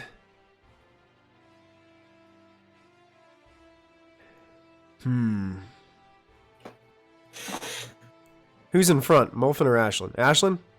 Ashlyn's in front. He's going to fire a firebolt at Ashlyn. And will miss. It goes wide. And begins to back behind the gnolls. Takes some more cover, kind of a position and cover behind them. Then ends the mage's turn. Brings us to the top of, I believe, the 8th round of combat. The lair action. Bail.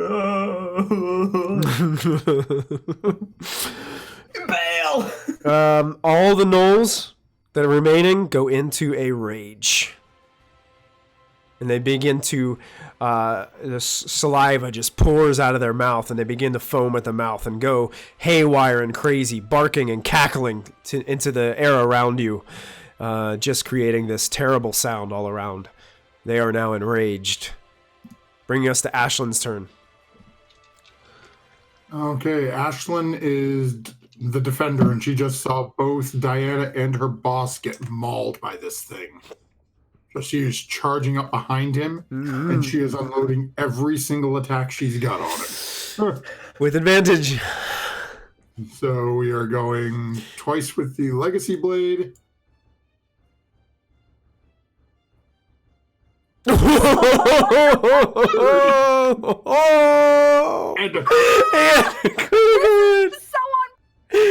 okay, yeah. The Legacy Blade does an additional 2d6 damage to Yeenoghu when it hits. so we're gonna go. So it'll do additional 2d6 for that first attack and additional 4d6 on that second one.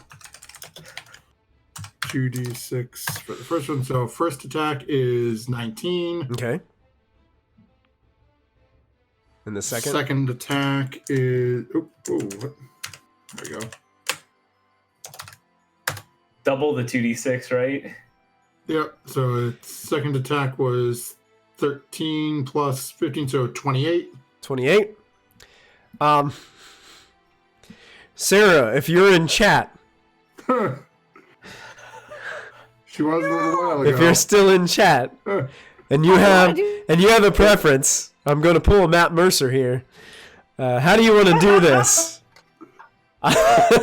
If you're in chat. If not, I will let the party decide.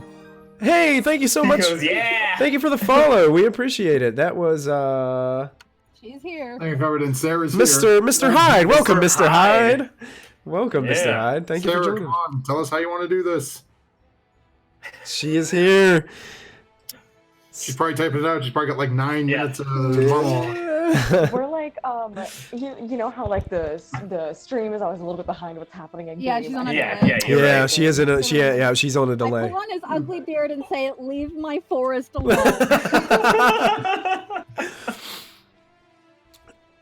And I can almost see her like pulling the beard down, looking right in his eyes, and then driving the Legacy Blade up through his chin and up through his head as he begins to try to wail out, but can only go. And you watch as, kind of like Voldemort at the end of Harry Potter, he begins to shatter into these blackened pieces.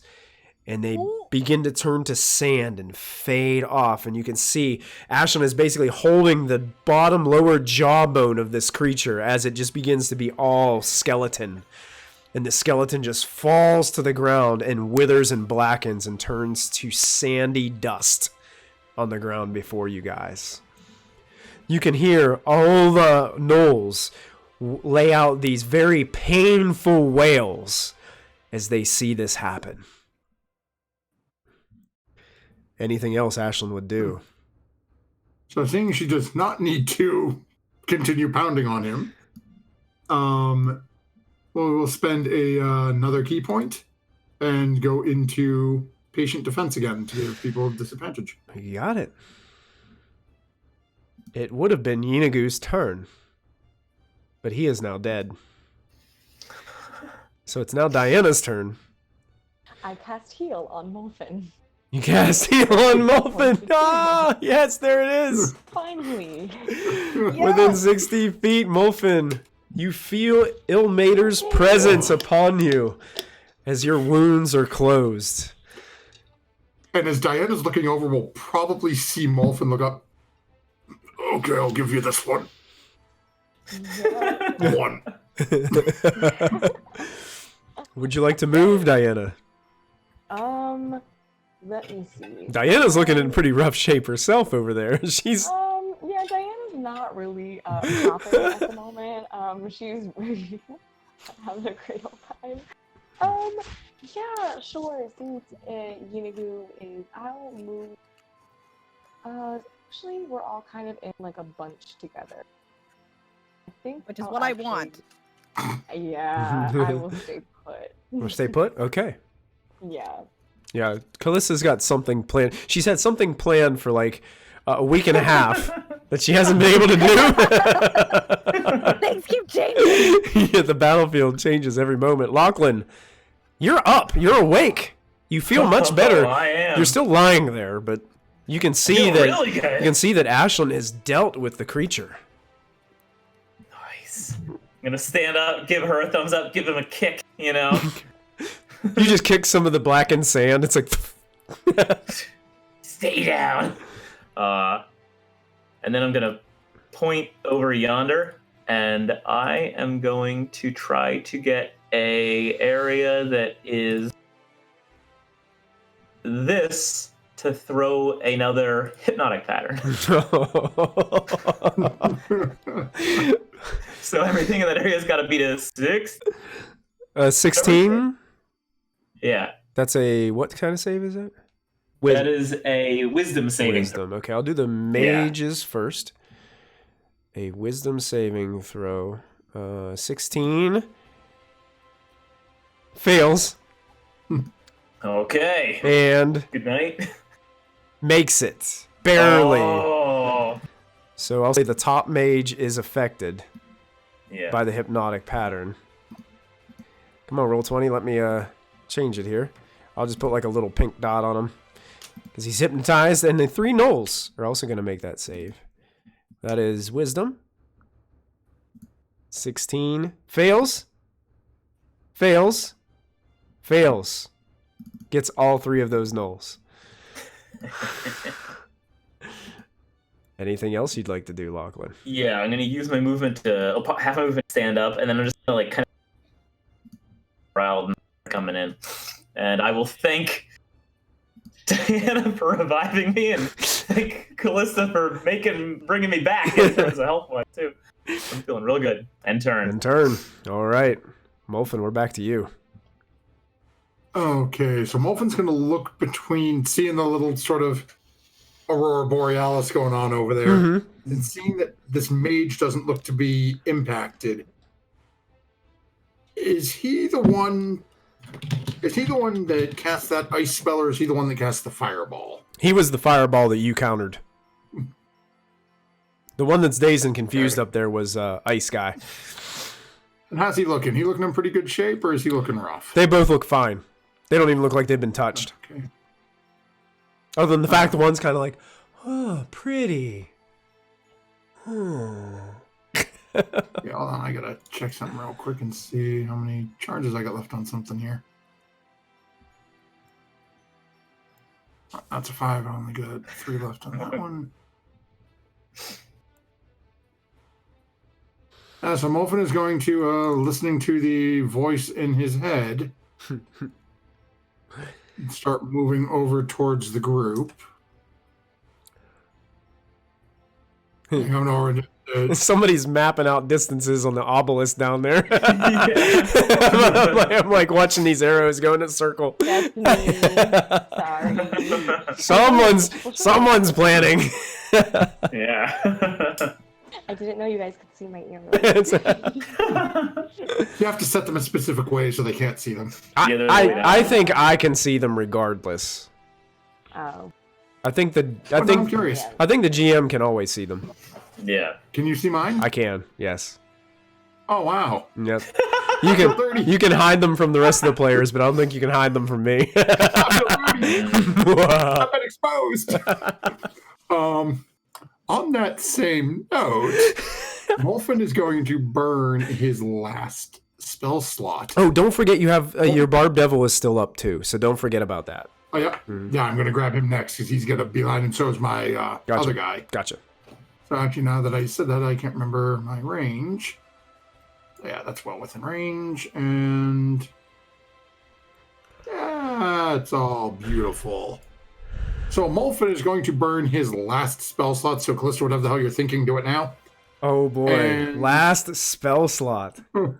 You hear, get within 10 feet of either Diana or Ashlyn. That's all you hear. And I hit the wrong button, so I lost it. So give me a second to pull it back up. No, Diana. And we are going to cast Sickening Radiance again. I hate Right on the remains of that obelisk, so it just encases the entire thing. island. Gotcha. Oh, that's a con save for the hunters and the gnolls. So let's go ahead and make the gnolls checks first. I got 3 gnolls. That's a DC 18. Fail. Fail. Fail. Where's the third one at? I hit it 3 times. I don't know. I'm going to click it again just in case. Okay. There we go. All 3 fail. So they all 3 die. With that amount of damage, they get sick, start throwing up, and roll off of this thing into the black sludge and just dissipate and just sink underneath the sludge. All 3 of those gnolls are dead. And now I've got to... So glad that next one wasn't the third roll. Yeah. Well, yeah. That was like my extra roll there. I don't know what roll 20 is doing tonight, but sometimes it's not like... It's just having a lot of delay in the response time there. So those 3 are dead. The hunters are also encased in it, so they have to make their saving throws. Constitution. Fails. Success! Yeah. So one lives. And fails. So 2 of those hunters are dead. And they do the same thing. They basically roll off this barely floating landmass into the black sludge and just sink into it. As they are now destroyed.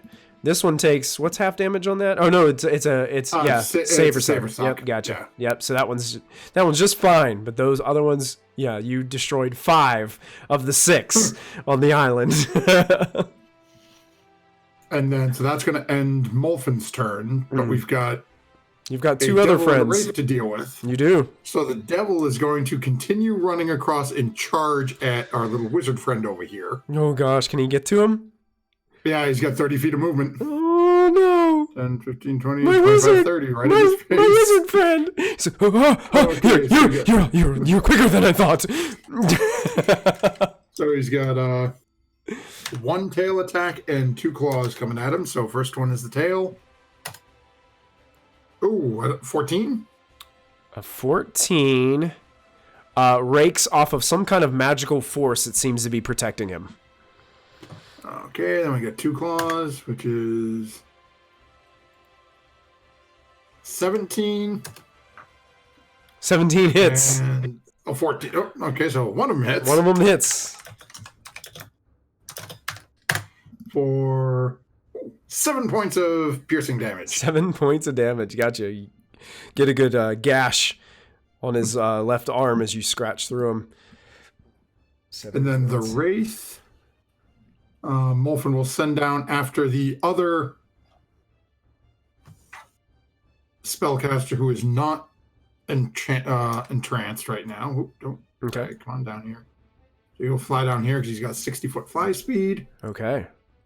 And take a swipe at him. That's a 23. A 23 is definitely going to hit. Oh, okay, and he doesn't need to make the con save because it's not like we're going to leave this guy alive. He's dying. So that is 23 points of necrotic damage. 23 necrotic. So he's got to make a con save. But he doesn't. Realistically, like I said, I don't think this guy is walking away. So if you want to make it, you can, but it only matters if he's going to survive or try to run away. Yeah. Yeah, he's... He's probably going to try. So he makes the save, so his maximum is not reduced, But he takes the same amount he of still damage. takes the damage. Oh Yeah. gosh, he doesn't even half it on a successful save. Nope. Gosh. Oh, that can be vicious. Yeah. Ooh, all right. Is that in your turn, Molfin? Yeah, that ends it. Oh gosh. The Mystic's turn. Let me see what else he's got left. Oh god. This poor guy.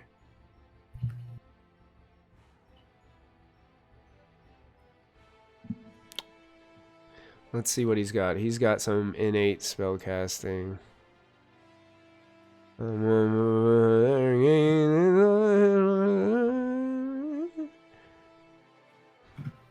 Okay, he already used 1, 2.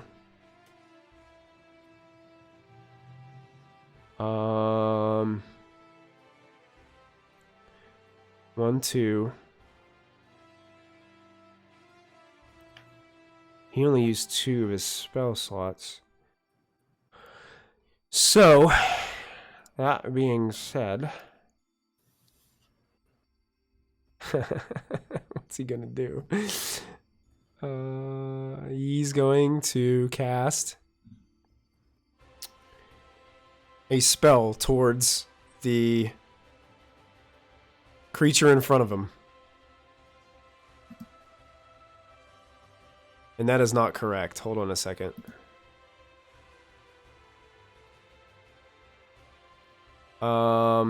He actually cast this at 5th level, a Burning Hands.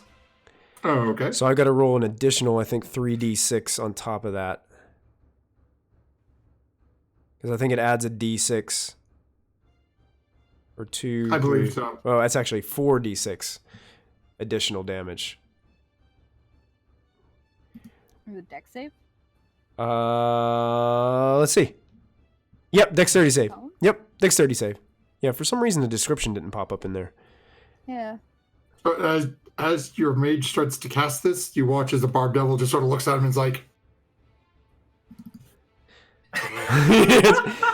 he looks at his fiery hands and is like, "What? Right. And he is going to provoke and run away. 20. Okay. He's going to try to trip him up with his tail. He's going to try to get all the way to here. And that's going to fail epically. Oh, yeah. He hops over his tail as he makes a quick swipe, and he hops over to the landmass and looks like he's running across those things. So that ends the Mystic's turn. That did not turn out in his favor. The Null Hunters, there's 1 left. And the closest person to him is Riled, so he's going to take his 2 shots at Riled. So 2 longbows. A 20 is going to hit, and a 22 is going to hit. So both arrows sink into Riled's chest. 8, and now he is slowed by 10 feet. Because that doesn't stack. He takes 12 points of damage and is slowed. And he's starting to look a little sluggish over there. He's got arrows sticking out of him. He's looking bloodied. That Null, seeing what... Well, actually, is starting its turn in the Sickening Radiance. Well, so it would still be fine because all of those would have... It's the start of the turn effect. Okay. So the others would have died at the start of their turn, so he saved on the start of his. So he dives off into the sludge. And this is difficult terrain, so he's just going to swim a little bit right to here. And he gets to here, right at the edge, and he's just at the part where he's starting to touch the ground as he's coming up out of there. It's Riled's turn. Riled's going to... He's got 20 feet of movement, so he's going to go 5, 10, 15, 20. That's all the farther he can get. You want me to dash? Dash! I need you all in 10 feet. He points over at that mage that he's been battling with. I'll deal with the mage. Get within 10 feet of Diana. Yes, I will try. 5, 10, 15, 20. He can get to right there. Oh, he's still outside of range. That's the closest he can get. I'm also gonna be. It's gonna take us one more round before I can get to you.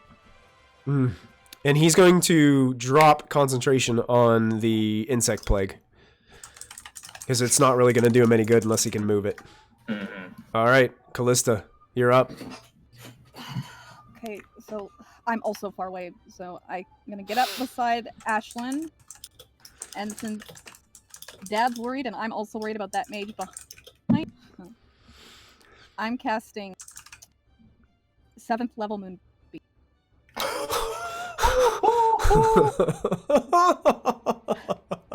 Yes. Where are you putting this moonbeam? On top of this guy. The one guy in the top right-hand corner? Yeah. Okay. All right. Right on top of him. Yeah, what's the DC? Cuz It's an DC 18? Yep. Oh boy. I will try to make the save. Constitution. It fails. Takes full 28. 28? Yes. Yep. You fry this guy. As you hear him scream out in pain and his body begins to melt inside the purple, majestic cylinder that you make come out of nowhere. And you can see the cylinder as it goes up into the sky. That blackness that you guys once noticed that was creeping in on all this land now is just breaking apart. It's like the clouds have just been separated and are breaking apart and dwindling away. And you can see the blue, beautiful blue sky peeking through. Anything else, Kallista? That's my moonbeam, so I can move it later. Okay. No, that's it. That's all I can do right now. Okay. The gnolls go.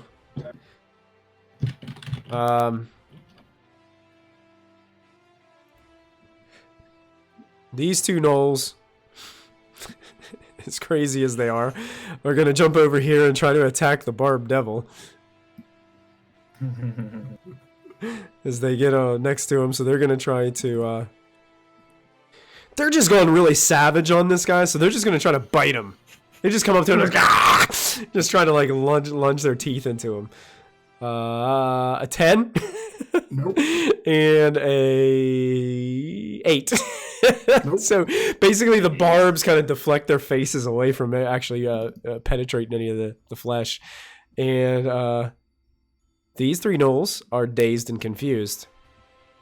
So they can't do anything. And the gnolls up on top are all dead. So that ends the gnoll's turn and brings us to the mages. One of them's dazed and confused and cannot act. The other one has a wraith in his face. And he took a lot of damage.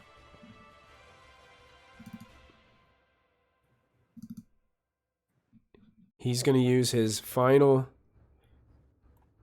3rd level spell slot to cast a spell. And he's going to cast Fly on himself. And he's going to move out of threat range and begin to fly over the muck. You can make an attack with the Wraith if you'd like to. The Wraith is going to. Ooh, 12. 12 is going to miss. So he can fly 60 feet. So he begins to go up like Superman style. So 10, 20, 30, 50. I'll say he can only get probably that far because he's going up as well. So that'll probably be the most that he can go. Pythagorean's theorem. Right? Is that right, Matthew? A squared, B squared. Yep. C Is that right? squared. Gotcha. Yep. All right, the other mage. The other mage is dead because it was moonbeamed. And that's the only mage that can act. Funny enough, lair action no longer happens. Ooh. Was that the portal? No, that was Yeenoghu keeping the lair action going. He is no longer present here. It's no longer a lair of his. Ah. I was wrong. You guys have taken over and have stopped whatever he had started. Ashlyn's up. Get to Diana, get to Diana. Okay, so you're trying to get closer? Yeah. Get beside Lachlan. Get beside Lachlan. I got too many Like characters. right beside him. Thank you. So Is this when the Mighty Ducks are assembling the flying V behind the goalie's net? And I think she has some pretty good range with her longbow. She does. Yep. Yeah. Yeah. She's gonna start taking shots at that mage flying away. Yeah, she can. Can say him. Because like longbow's is like ridiculous range. Yeah. I still think she's in close range, probably 150. Ouch! Yeah, that hits. And second shot is 15. 15 meets it, beats it. Ooh. She rolls a 2 on the die. Literally, if she rolls, she has to nat 1 to miss this guy. So first hit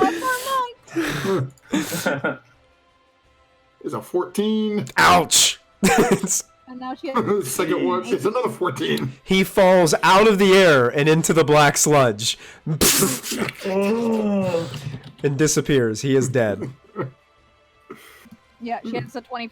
Wow. Why doesn't she use the longbow more? God. She just picked him out of the air duck hunt style, man. That was it's like all of a sudden Wraith turn around. it's instead of a dog, it's a knoll that just pops up.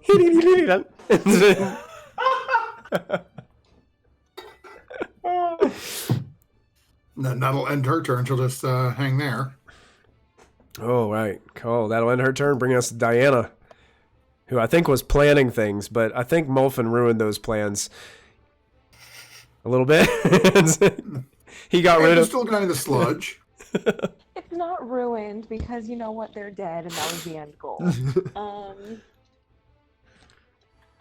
got like 6 more guys to kill and we're clear. We don't even have to run away. Actually did Yeah. change because now Wild is in my range. I'm going to cast Mastered as a bonus action. As a bonus action. Okay. And That's 8 healing to everybody, I think. yeah, and everybody within my range. Yeah. Of Nice. 30 feet, I think, or 60 feet actually. And I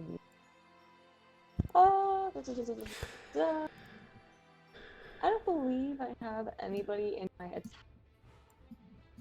So I am just gonna chill. Just gonna I chill? have no action. You could take a I have potion, no- can't you? You could use an action to drink a potion, yeah. If you want to. I mean, are we under No, I don't want to anything? waste a potion. Okay. I like how the momentum has really shifted now to where Yeah. we're all gonna die to, oh, I don't want to drink a potion.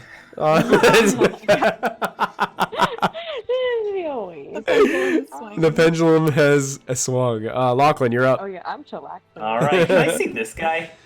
Right. Ping. Hold on. I'm really zoomed in close. Lower left, the mystic. The mystic, yes, has been because running that away. portal is no longer there. Alrighty. I'm gonna take a sharpshooter shot against this guy with my so Oh wow! so I do have to do. I do. I So it's a -5, but plus 10 damage. Yeah. If I hit. If you hit. We'll see. Okay. So I'm gonna roll the oath bow, and I think it's normal. I don't have advantage. 27 -5 is a 22. 22. It still hits. Okay. I do 18 damage. 18 damage. You hit him right in the side. He's still up. Plus 10 Oh. to your sharpshooter. That plus 10 is from the He is sharpshooter. from the sharpshooter. Okay, yeah, you have it put in there. Okay. Yeah. Oh, I see. Where are you going? Come back! Anything else? That's, I think, all I can... Good. Okay, it becomes Molfin and friends. Okay. So Molfin is going to send the Wraith after that same one Lachlan just shot. Yes! Get him, Gramps! Get him! Those things have crazy no movement no speed. witnesses! 60 feet fly speed, That's man. awesome. And it will take a swipe and 8. That will miss. Now we got the Barb Devil back here. He's going to deal with these gnolls that are all over him. Okay. We have starting with the one to the north above him. Okay. We'll go tail and then 2 claws. So tail attack is 9. I don't think that hits. Misses. He ducks and it goes over his head. Claw is 8. Oh. Oh my word. He backs up. The claw just misses. Jeez. Oh!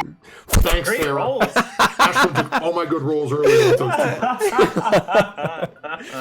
2. The Barb Devil just Multiple can't two seem. nat 20s in a row. Trade-off. He can't We need seem our to monk, find not the purchase on these knolls.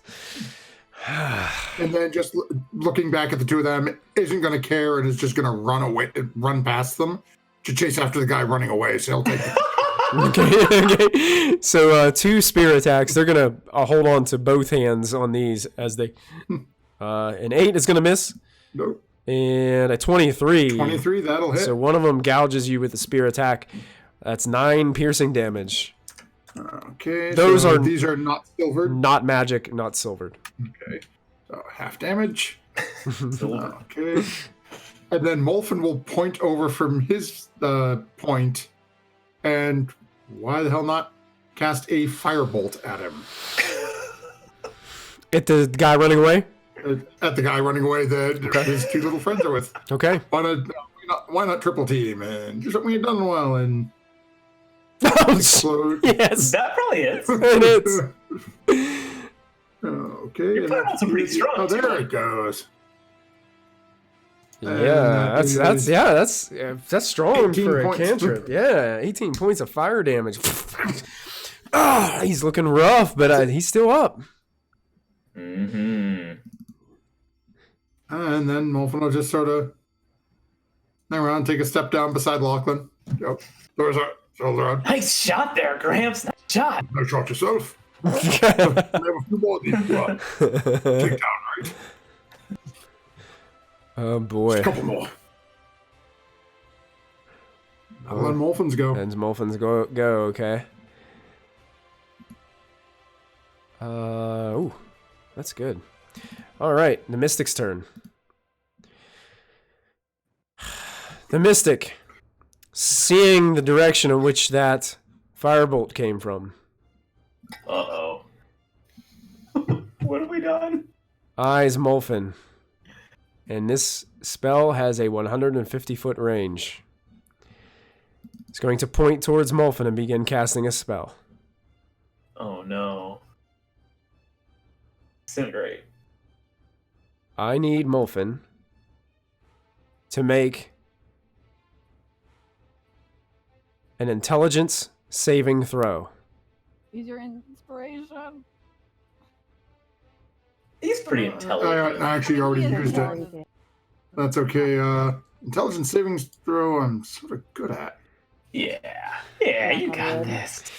Let me just see here. Is this a magic effect? You say he's casting a spell, Casting a right? spell, yeah, it's magic. Yeah, so I have advantage on it anyway. Advantage, intelligence, DC And a plus 10. 15. So Oh, it's a 29. you avoid. You do take some damage as he attempted to use his 8th level spell Feeble Mind against you. That would have been I can fix that. So that is 4d6 psychic damage that you are going to take because you don't get out of taking that. So you take 14 points of psychic damage as this spell tries to root itself deep within your mind to basically render your brain useless. And Molfin just sort of shakes it off and looks up. I'm sorry, were you trying something? It seems that doesn't have quite the effect you were anticipating. And he runs away from both of those guys. Molfin is resistant to psychic damage. Of course. He is going to provoke from both the Barb Devil and the Wraith if they still have their reactions left. I think the Barb Devil The does. Barb Devil does. I think the Wraith, I'm pretty sure, used his on the mage flying away. Let me just check. Although, didn't he that was take a to turn hit. then, which is when he woke up here? Yeah, is it the start of your turn when you get your reaction back? Oh yeah, and that's right. So yeah, they would both have him back. Yep, you can make them both. So okay, and they're flanking, so they would have advantage, right? Mm-hmm. Indeed they would. Okay, so Wraith first. 17. 17. He has to take it. Because I don't think he Okay, has anything to do. He doesn't. There's shields. No. He doesn't have shield. Barb Devil is a +6. Barb Devil's attack is... A natural 20. So the Wraith hits it for 15 necrotic. Okay, so 15 necrotic. Go ahead and roll that Barb nat Devil 20. Is... And then I'll see if I need to make the save or not, but... says 19 from the Barb Devil. The Barb Devil kills him as he tries to make his way out, and he falls into the sludge before he gets away. And he is dead. Oh, thank you, Mr. Hyde. Thank you so much for the bits. We appreciate that. We do appreciate that. Thank you so much. Thank you. The Mystic is dead. The Knoll Hunters, there is one remaining.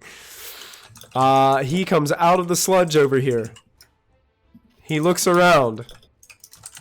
Wait, this spiritual weapon has been gone a long time ago. I deleted it. It's going to take 2 really quick shots at Riled. Because he's a Knoll and he's a bastard. So that's a 20 that will hit. The 12 is going to miss. So the 20 is going to deal 9 piercing to Riled. And then he's going to try to get out of here. So he moved 10 feet. He can get to here with the rest of his movement. And that ends his turn. Which brings us to Riled, who doesn't appreciate to Diana being shot. I really want to kill that one. Why don't you let me kill that one? I could Do it. Do it. Just kill him. He steps right beside Diana, and then he's going to use his action to look at his spell sheet. Because he really doesn't like that guy. And unfortunately, he doesn't have any, like, far range. I don't think Poison Spray can reach him. No, it's only a 10-foot range. Poison Spray's, like, that's the only, like... he has... It's like 60 feet away. He has a lot of support spells. He's out of...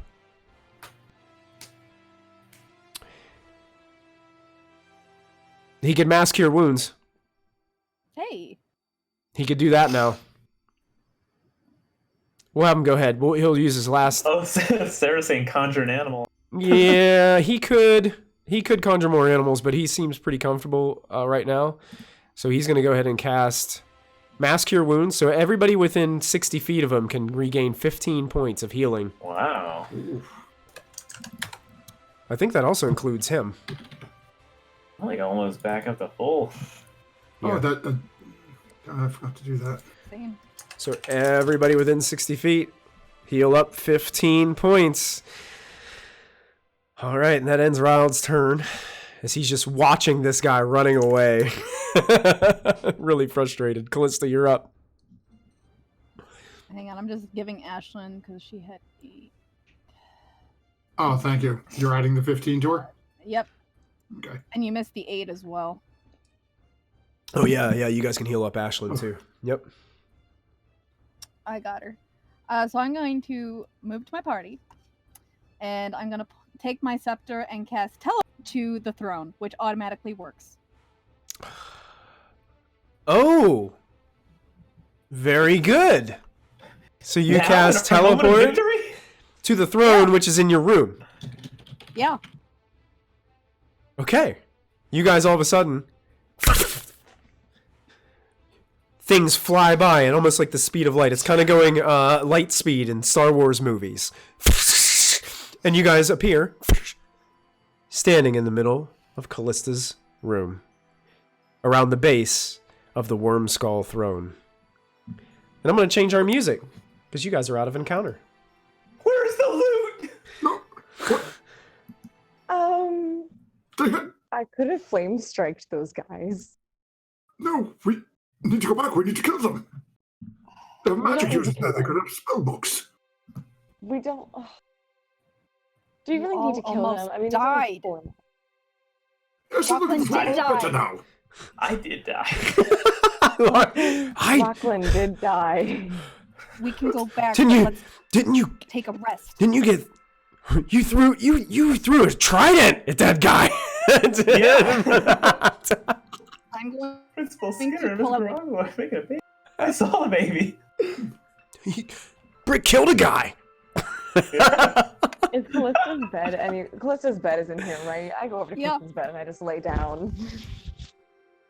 And I just- I pull That's out the rather beacon. disgusting. You're covered in knoll bits and ash and blood, but I'm certain Kallista won't mind you filthying her room. I'll do the laundry. I don't care. Yeah, you guys are beat, tired, worn out. Kallista, do you want that thing hidden in the chest? Probably is a good idea. They How won't big look is this thing? So bad. A I don't know. little bit bigger than a football. Molfin's gonna go into his inner pocket, pull out his little, basically toy chest, and summon the chest from the pocket dimension. Okay, the chest Did appears. we leave the Griffins? That's Yeah. why I said we'll go back. Oh, okay. Yeah, they're still with Engorfin at the Yeah. the monastery. Molfin, looks around, puts his hand out to Kallista for the gem. What gem? The thing. You want me to Oh, put I'm the... holding it. Yeah. So Molfin's gonna take it, just barely crack the lid of the chest, stick it in quick, close it. And then- now that you guys have time and you're not like your minds aren't like racing in a million places, Yeah. as you're holding this thing, there is a overwhelming sense of arcane energy about this item. This item needs to go back to the Ardeep forest. The weapon of the enemy is a gift. No. Molfin's just gonna sort of sit cross-legged, just literally drop down right in front of everybody, and start casting Identify as a ritual on it. Yes.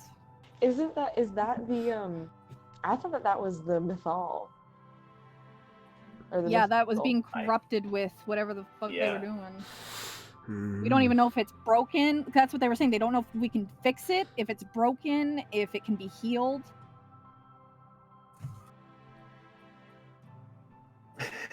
Once we fix up the mythal, we should probably really return it to the forest. Yeah. Well, we have to go back in. We have to make sure that we clean up anyone that's still there, get our griffins, return the mythal. You don't. I'm think just that- really hoping that the Wraith and the Barb Devil are just there, just mopping up our light work. Oh, yeah. Yeah, we show up and the Barb Devil's just Yeah, I don't think there's any rules that say they disappear if you go without a range out of them, so they're just chilling No, now. they're just Concentration. How does like concentration work on? Our Basically, concentration maintained. they until the end of the spell. slaughter everybody else, and then they're the only two left, so they decide to wrestle it out. And for a they minute, both the disappear hypnotic after pattern. an hour anyway, so Oh, yeah.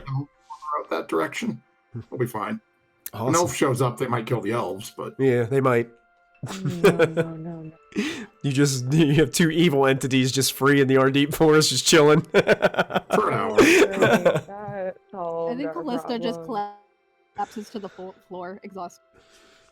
Raud kind of gets down on one knee and wipes some sweat off of his forehead as well. Looks at the Staff of Power, smiles. That was fun, yes? For who? It did that. So did you, my dear. That's when you attacked the stone obelisk, I've never been so proud.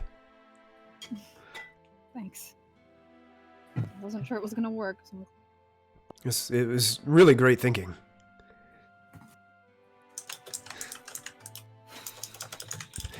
Molfin, after about 10 minutes of casting your Identify ritual on this item, you feel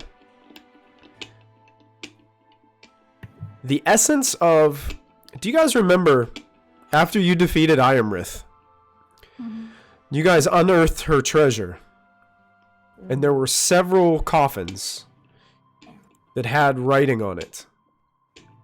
And I believe you guys identified it as Netherese. Did you guys identify it as something of that nature? I think you guys took some time. Somebody did. Yeah, I have an ability. I have a spell that allows me to read all languages. Right, that was it. This magic of this item dates back to that time period. This is actually a piece of a much larger magical item. It is the piece of one of these mythalars. And what a mythalar is kind of like an arcane battery. It doesn't require the weave to function. Ah, that's right. It creates its own arcane magic that is different from the weave.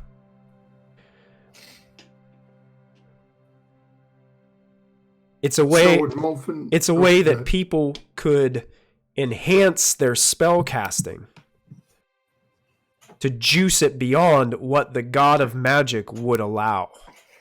Oh no. So like 10. Molfin's never gonna let this thing go. 11th level spells, 12th level spells. It allows people to reach beyond what their normal magical capabilities, because the god of magic understands how dangerous this power can be and puts limits on it. These people have seemed to have found a way that they could stretch the limits.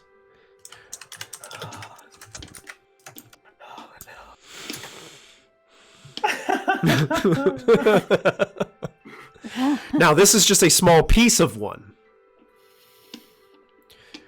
So we need to collect the other pieces. Does Molfin think this the Dragon Ball V is enough to power the thing over our deep, or would we need the rest of it? To power the thing over our deep? What Yeenoghu was trying to do? No, what they were trying to do with like their shield that was keeping Yeenoghu out. It might be possible, but you're not 100% sure. It depends on how that magic would respond to it, because sometimes, basically how this item works is it drains life from an area and converts it to magical arcane energy. Which is why there is a desert where it is placed. When you guys went to Anarok Desert, that desert is not a natural occurrence. That desert happened because they were using these items to supercharge their magic and drain the life out of the nearby landscape. Oh, I hate that. This is right up Molfin's alley. As Molfin finishes, he's gonna sort of close his eyes, reach over to the chest, put it inside, close the chest, and banish it back. And then look over to the group. So it is a piece of a larger arcane battery. Did they corrupt it? It's not corrupt. It's as it is intended. Yeah, fundamentally. Yeah, Molfin, you don't think they corrupted it? You think they were using it to do what Yeenoghu was doing in the Ardeep Forest? They were manipulating the arcane power and draining the life force from the Ardeep Forest. Draining the lifeblood from Gaia. Oh no, the life stream. They were draining the life, and at the same token, expanding some kind of ritual that would allow a piece of the abyss to maintain itself on the material plane. So it is functioning as intended. Mm-hmm. Okay. It is used by arcane wielders to drain the life from the surrounding area to basically power a spell. So while yes, it is possible we could use it within the Ardeep Forest to create this barrier effect this lady wishes over her home, Or it might drain my all the knowledge of life. is telling me that it would drain all the life Right. from the entire forest. Mr. Hyde in chat, you're exactly right. Think elf high magic that shouldn't be in the hands of greedy human beings, that ends up in the hands of greedy human beings, and then what they do with it. That's another story. Horrible. Yep. So, Molfin, I thought this thing was what was protecting the forest before. It is possible that the people of Adip stole it from a location where shall we call it a capacitor? It has already been charged. They just took it and plugged their own spell into it. So, And it had been running at full power, slowly draining its reserve.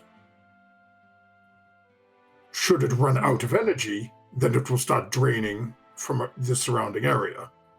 So then we Again, don't my put it assumption back would on. require study and tests to confirm. Right. I'm so confused. I feel like I'm learning about a science.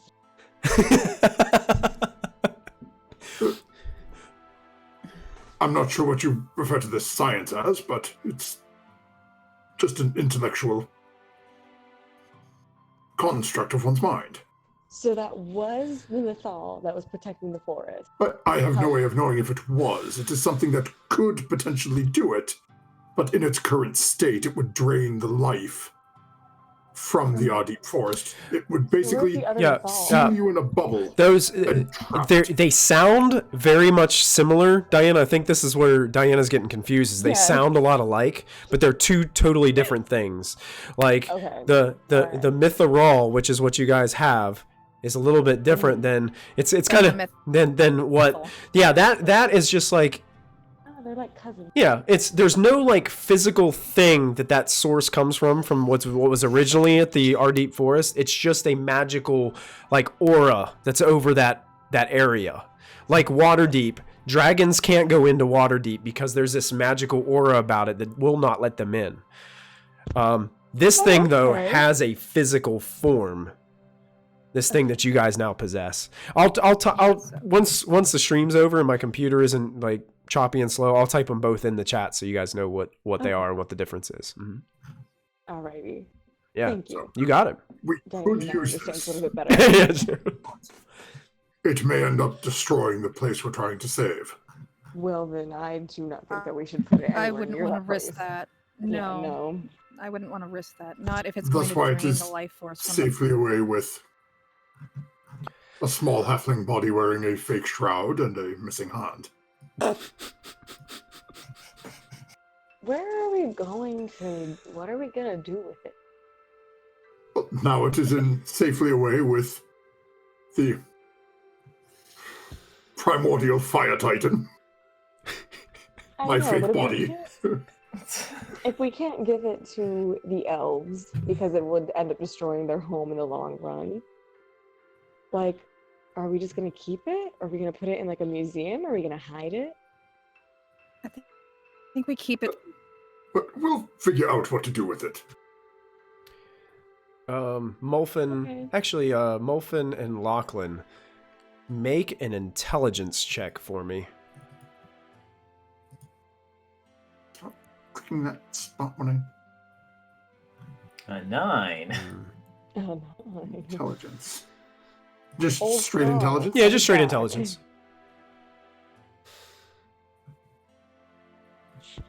Wow. Lachlan. Molfin is planning. Oh yeah, Lachlan. This thing that you guys have will probably claim a crap ton of gold in the underground black market with the black network. I bet. Oh. But Grabs. members, Diana and Kallista, members of the Emerald Enclave, this is a detriment to nature itself. No. But on the same token, you guys don't understand it 100%, so you're not really sure all the way. Even Molfin, even identifying it, this is so old and powerful magic that he's never seen anything like this. So it's really hard. Even identifying it, knowing what it does, doesn't answer everything about it. I think, Molfin, what you would probably presume with your identify spell is you'd have to probably have a whole piece of this thing or the whole thing intact to be able to truly understand it. But with my identify spell and what I figured out, would I believe that I could charge it? Oh, yeah. This small piece. Yeah. You've seen it being charged. So you know it's possible.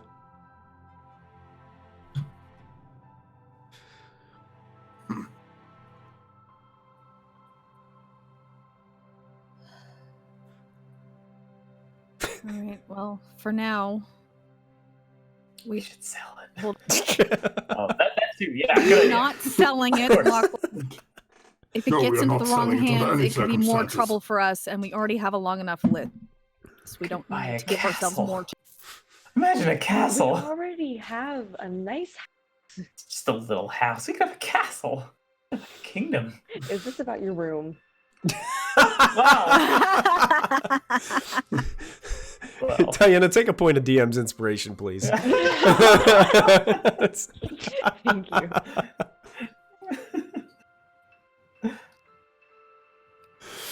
We rest for now and go back in 8 hours. We rest, and I'll shift us over there.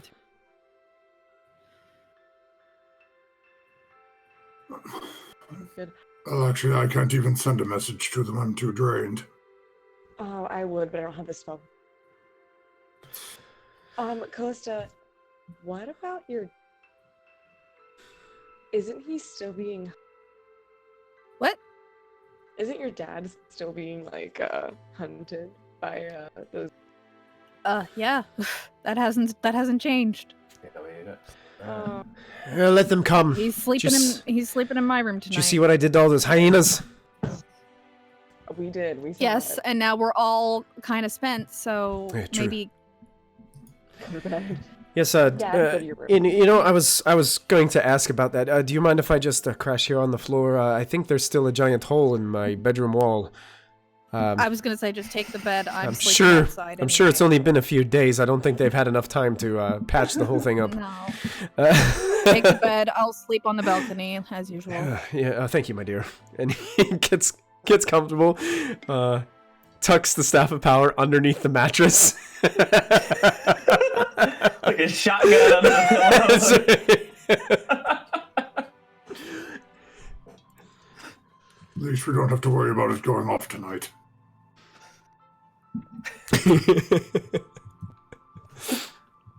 And he begins to get comfortable, and he definitely looks gassed. All those spells.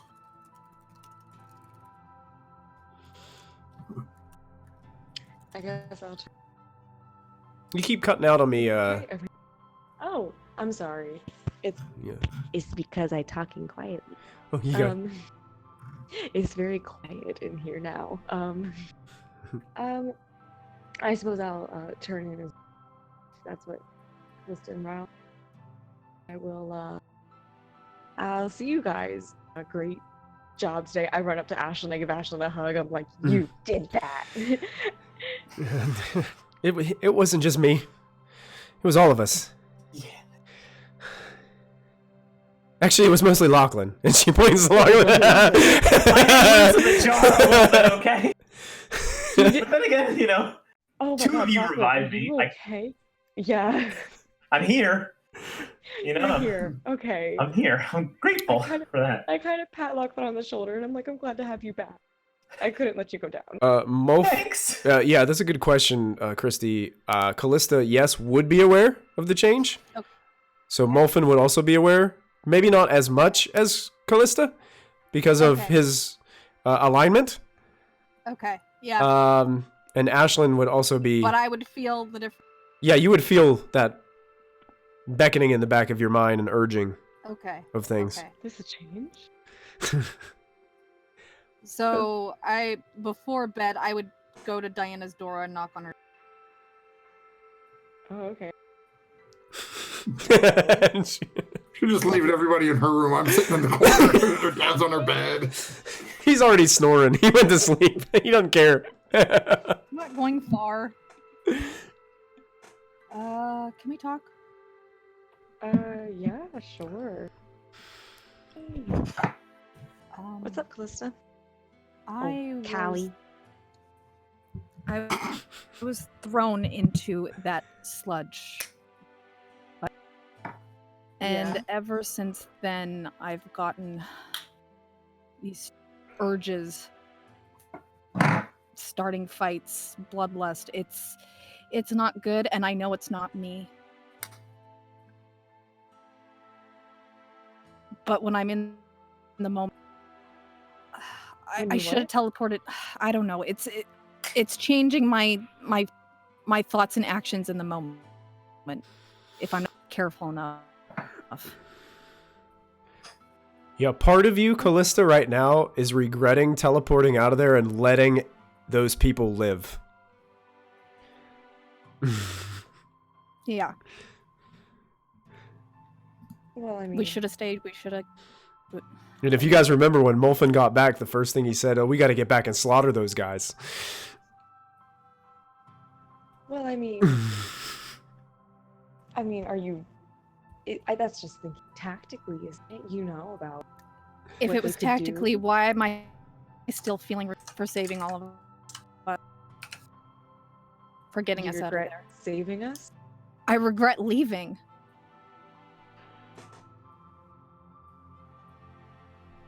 And you think that this is because of the slime? I know it is. Diana, you may make an insight check. Okay.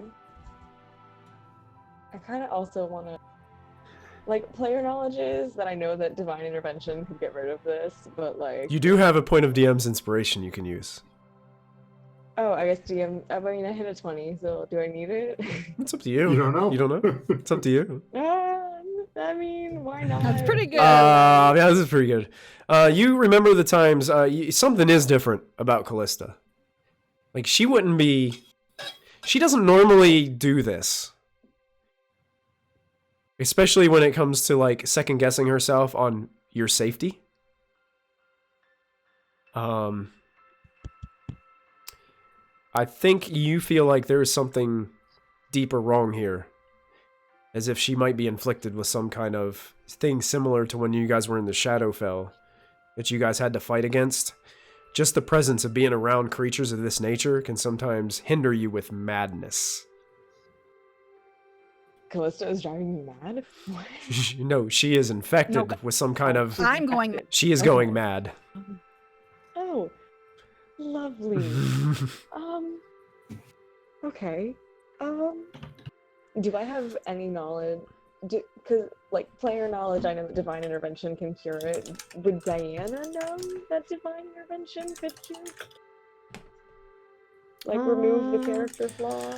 I think there's other things that can remove it, too.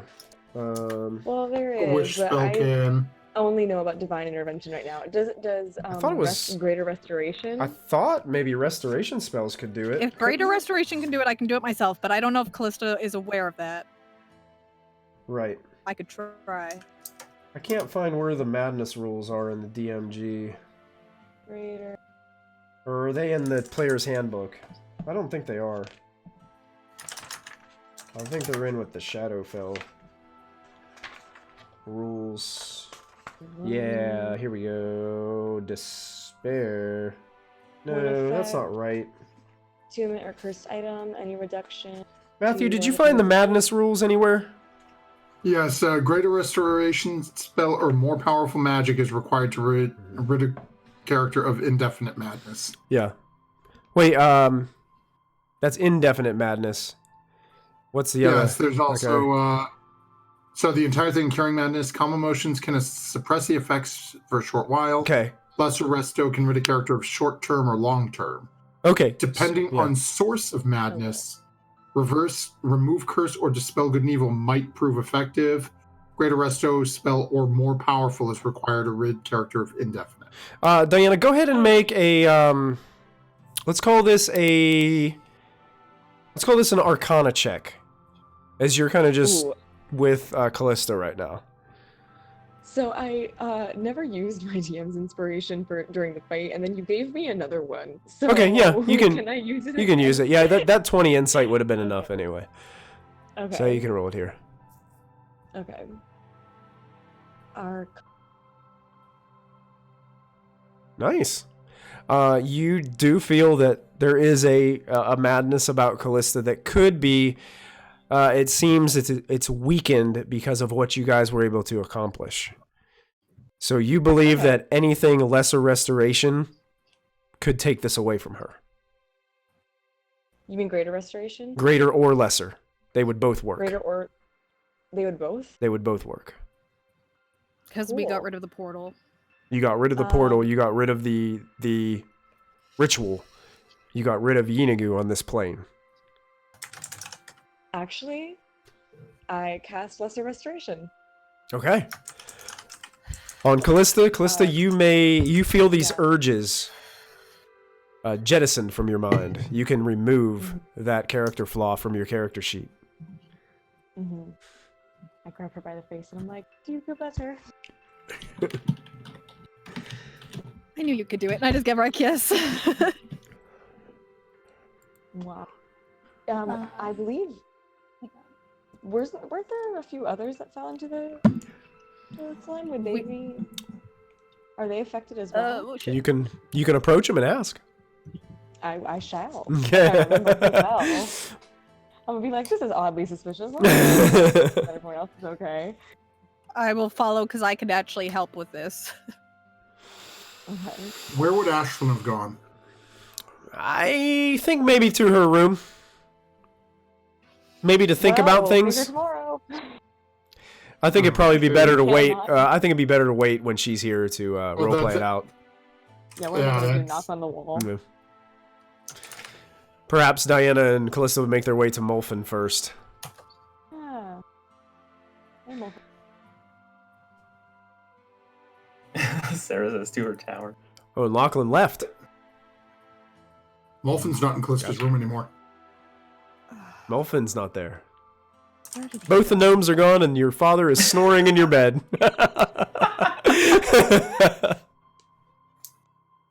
Where did you guys go? I'm hoping the telepathic bond is still up.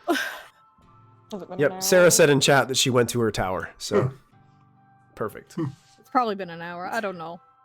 But, Do we I'm no, because we trying. teleported back. Oh, well, it's 10 minutes. Yeah, would we still teleport back? Yeah, technically, yeah, probably only about 10 to 15 minutes left on it, though. All right. Because it Molfin, was where'd near you the go? end. Just out to pick up a couple of things. I'll be back shortly.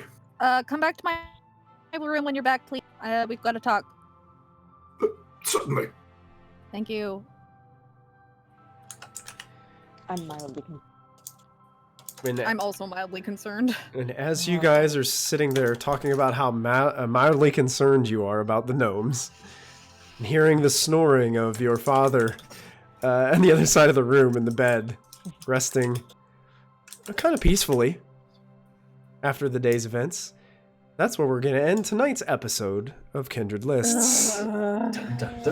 But before I go, everyone may take a level to level 14. What? What? As you guys will start out as level 14 characters next time we meet up. Oh my god.